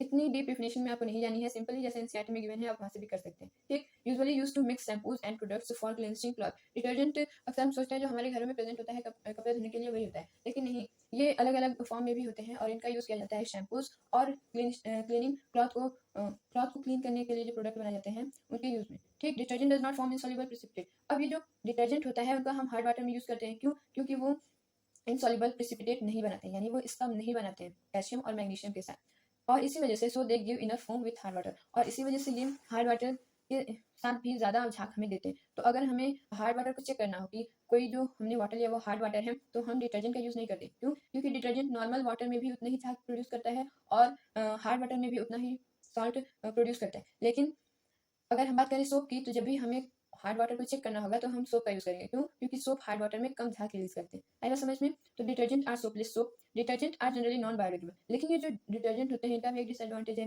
क्या, कि ये नॉन बायोडिग्रेडेबल होते हैं, जबकि ये सोप्स जो होते हैं वो डिग्रेडेबल होते हैं, बायोडिग्रेडेबल। ठीक, तो सोप का एक डिसएडवांटेज हमने पढ़ा कि वो हार्ड वाटर में ज़्यादा अमाउंट में यूज़ करना पड़ता है उसको, ऐसे करके उसकी वेस्टेज होती है, और डिटर्जेंट में हमने क्या पढ़ा कि डिटर्जेंट नॉन बायोडिग्रेडेबल है। मैकेनिज्म ऑफ क्लीनिंग, अब ये डिटर्जेंट और या फिर सोप क्लीनिंग में कैसे यूज़ किए जाते हैं आइए समझते हैं। मिसल्स फॉर्मेशन, मिसल्स क्या होते हैं अभी आप आगे समझेंगे, अभी कुछ देर के लिए इसे भूल जाइए। Mechanism of cleaning, soaps and detergents perform cleaning action by micelle formation. ये जो सोप्स और डिटर्जेंट होते हैं वो क्लीन कैसे करते हैं क्लॉथ को, by the help of micelle formation, वो मिसल फॉर्मेशन बनाते हैं। जैसे यहाँ पे सोप का एग्जाम्पल लिया हमने, ठीक, तो ये C17H35COONA ये सोडियम साल्ट है। ठीक, इसका अगर आप इसको डिनोट ऐसे करते हैं, हम इसको ऐसे तेल की हेल्प से डिनोट करते हैं, और इस साइड जो होता है यानी जो Na है इधर क्या है, Na के इधर जो है ये माइनस का साइन होता है। जब इसको हम आयोनाइज करते हैं, फिर से समझिए, देखिए मान लीजिए ये सोप है, सोप को जब आयोनाइज किया जाता है यानी जब वो वाटर से मिलता है तब वो आयोनाइज होकर उसके जो दोनों रेडिकल्स हैं पॉजिटिव नेगेटिव वो टूट जाते हैं। तो यहाँ पे COO ये नेगेटिव रेडिकल था तो ये अलग हो गया और ये अलग हो गया। ठीक, तो ये जो नेगेटिव वाला होता है उसको कैसे डिनोट करते हैं हम, ऐसे ऐसे स्टेल के फॉर्म में हम इसको डिनोट करते हैं, और ये जो नेगेटिव वाला होता है हम एक सर्कल में ऐसे डिनोट करते हैं। तो ये जो इस साइड वाला है यानी ये चीज़ें जो गिवन है ये तनी, इसको हम बोलते हैं हाइड्रोफोबिक टेल। हाइड्रोफोबिक टेल इतना हो गया, और ये जो सर्कुलर है इसको हम बोलते हैं हाइड्रोफोबिक टेल। ये कैसे हेल्प करते हैं क्लीनिंग में वो भी हम एक डायग्राम से समझेंगे। Soaps are molecules in which two ends have different properties, और सोप्स में ये दोनों प्रेजेंट होते हैं, हाइड्रोफिलिक और हाइड्रोफोबिक। हाइड्रोफोबिक को हम लिपोफोबिक भी बोलते हैं। ये हेड पे प्रेजेंट होता है जैसे आप यहाँ पे देख सकते हैं, और ये टेल पे प्रेजेंट होता है, और यही हेल्प करते हैं क्लीनिंग में। आइए समझते हैं कैसे। देखिए, inside water soap molecules have a unique orientation. Soap molecule का एक यूनिक ओरिएंटेशन होता है जब हम उसको वाटर से मिलाते हैं। In this hydrophilic part is, इसमें क्या होता है, जो हाइड्रोफिलिक पार्ट होता है वो आउटवर्ड होता है जैसे आप यहाँ पे देख रहे हैं। ठीक, और हाइड्रोफोबिक जो पार्ट होता है वो इनवर्ड होता है। Such circular cluster formation is known as micelle, और इसी को मिसल बोलते हैं। जो यहाँ पे सर्कुलर क्लस्टर आप देख रहे हैं इसी को बोलते हैं micelle. The micelle stay in solution as micelle will not come together to precipitate because of ion ion repulsion. इसका क्या मतलब है, जितने भी सारे मिसल्स बनते हैं उनमें यही साइन होता है। आप जानते हैं कि निगेटिव और नेगेटिव मतलब जो सेम साइन वाले होते हैं वो खुद को रिपेल करते हैं, यानी एक दूसरे से दूर हो जाते हैं। तो आयन आयन रिपल्शन का मतलब है कि सिर्फ एक ही ये स्ट्रक्चर तो बनेगा नहीं, और भी कई स्ट्रक्चर बनेंगे, तो उनका भी जो माइनस वाला है यानी हाइड्रोफिलिक वाला वो बाहर की तरफ होगा। तो जब ये निगेटिव निगेटिव आएंगे पास में तो एक दूसरे से दूर भागेंगे, रिपेल करेंगे एक दूसरे से, तो वही बात यहाँ पे कही गई है, आयन आयन रिपल्शन। ठीक, most of impurities are oil और लिपिड इन नेचर। जो जितनी भी सारी इम्प्योरिटीज होती हैं उनमें से मोस्टली ऑयल या फिर लिपिड होती हैं। With soap solution apply to dirty clothes, अब देखिए क्या होता है जब हम सोप सोल्यूशन को यूज करते हैं डर्टी क्लॉथ के लिए, तो जो हाइड्रोफोबिक टेल होती है ये वाली, ठीक, पार्ट अटैच्ड टू इट, तो वो जो डर्ट होती है या फिर कोई भी इम्प्योरिटीज होती है उससे अटैच हो जाती है, जबकि ये जो हाइड्रोफिलिक वाला हिस्सा है, ये वाला, वो रिमेन इन वाटर, वो वाटर में ही रहता है। अब इस डायग्राम से आप समझिए कि क्या होता है। मान लीजिए ये क्लॉथ है, ठीक, ये जो दिख रहा है ये डर्ट है। अब इसमें क्या होगा कि हाइड्रोफोबिक वाला इससे जुड़ जाता है और जो हाइड्रोफिलिक वाला रहता है वो वाटर में ही रहता है। अब इसमें क्या होता है, व्हेन वी रब, जब ये इससे जुड़ जाता है, जब हम साल्ट डालते हैं इसमें, तो उसके बाद जब हम कपड़े को रब करते हैं या फिर स्क्वीज करते हैं, फिर वॉशिंग मशीन में उसको डाल देते हैं, तब क्या होता है, surrounded dirt in the centre come in water, तो ये इसको खींच लेते हैं, ठीक, ये जो है इनको खींच लेते हैं और वो जो डर्ट होती है वो वाटर में आ जाती है, तो क्लॉथ ऐसे करके क्लीन हो जाता है। आई बात समझ में क्या होता है? देखिए फिर से समझिए, जो सोप होते हैं वो ऐसा कुछ स्ट्रक्चर बनाते हैं। जो आगे वाला टेल है उसको बोलते हैं हाइड्रोफोबिक टेल, और ये पीछे वाला जो निगेटिव वाला देख रहे हैं उसको बोलते हैं हाइड्रोफिलिक, ठीक। ये क्या होता है, डर्ट डर्ट के साथ अटैच हो जाते हैं कुछ ऐसे। हाइड्रोफोबिक वाला डर्ट के साथ अटैच होता है और हाइड्रोफिलिक वाला वाटर में ही होता है, ठीक। जब ये अटैच हो जाते हैं कपड़े से या फिर कपड़े में मौजूद डस्ट से, तो जब हम उसको स्क्वीज करते हैं, मिक्सर करते हैं, तब वो जो डर्ट होता है वो उसको खींच लेते हैं, ठीक, और जो डर्ट होती है वो वाटर में आ जाती है। ऐसे करके हमारा जो क्लॉथ होता है क्लीन होता है। ऐसे सोप वर्क करते हैं। अब यहाँ पे देखिए, ड्यू टू द इंटरऑनिक रिपल्सन, जो रिपल्शन अभी हमने बताया आपको, this micelles do not precipitate, repulsion की ही वजह से ये प्रिसिपिटेट नहीं बनाते हैं, यानी इनसॉल्युबल सब्सटेंस नहीं बनाते हैं। Impurities with micelle remain in water, so in this way we can clean the cloth, और जिसकी वजह से जो इम्प्योरिटीज होती हैं मिसल के साथ साथ वाटर में ही रहती हैं, इसीलिए जो वाटर होता है हमें थोड़ा गंदा दिखता है कपड़े धोने के बाद, और इसी वजह से जो क्लॉथ होते हैं इसी तरीके से क्लीन हो जाते हैं, मिसल कंटेनिंग डर्ट। ये अभी हमने पीछे डायग्राम समझा।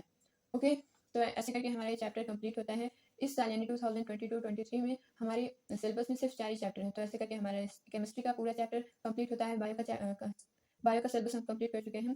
अब हम अगला वीडियो अपलोड करेंगे केमिस्ट्री का, जिसमें हम इलेक्ट्रिसिटी चैप्टर को कंप्लीट करेंगे। ओके, तो दिल लगा के पढ़िए। आई होप आपको ये चैप्टर अच्छे समझ में आया होगा। Thank you, thanks for watching.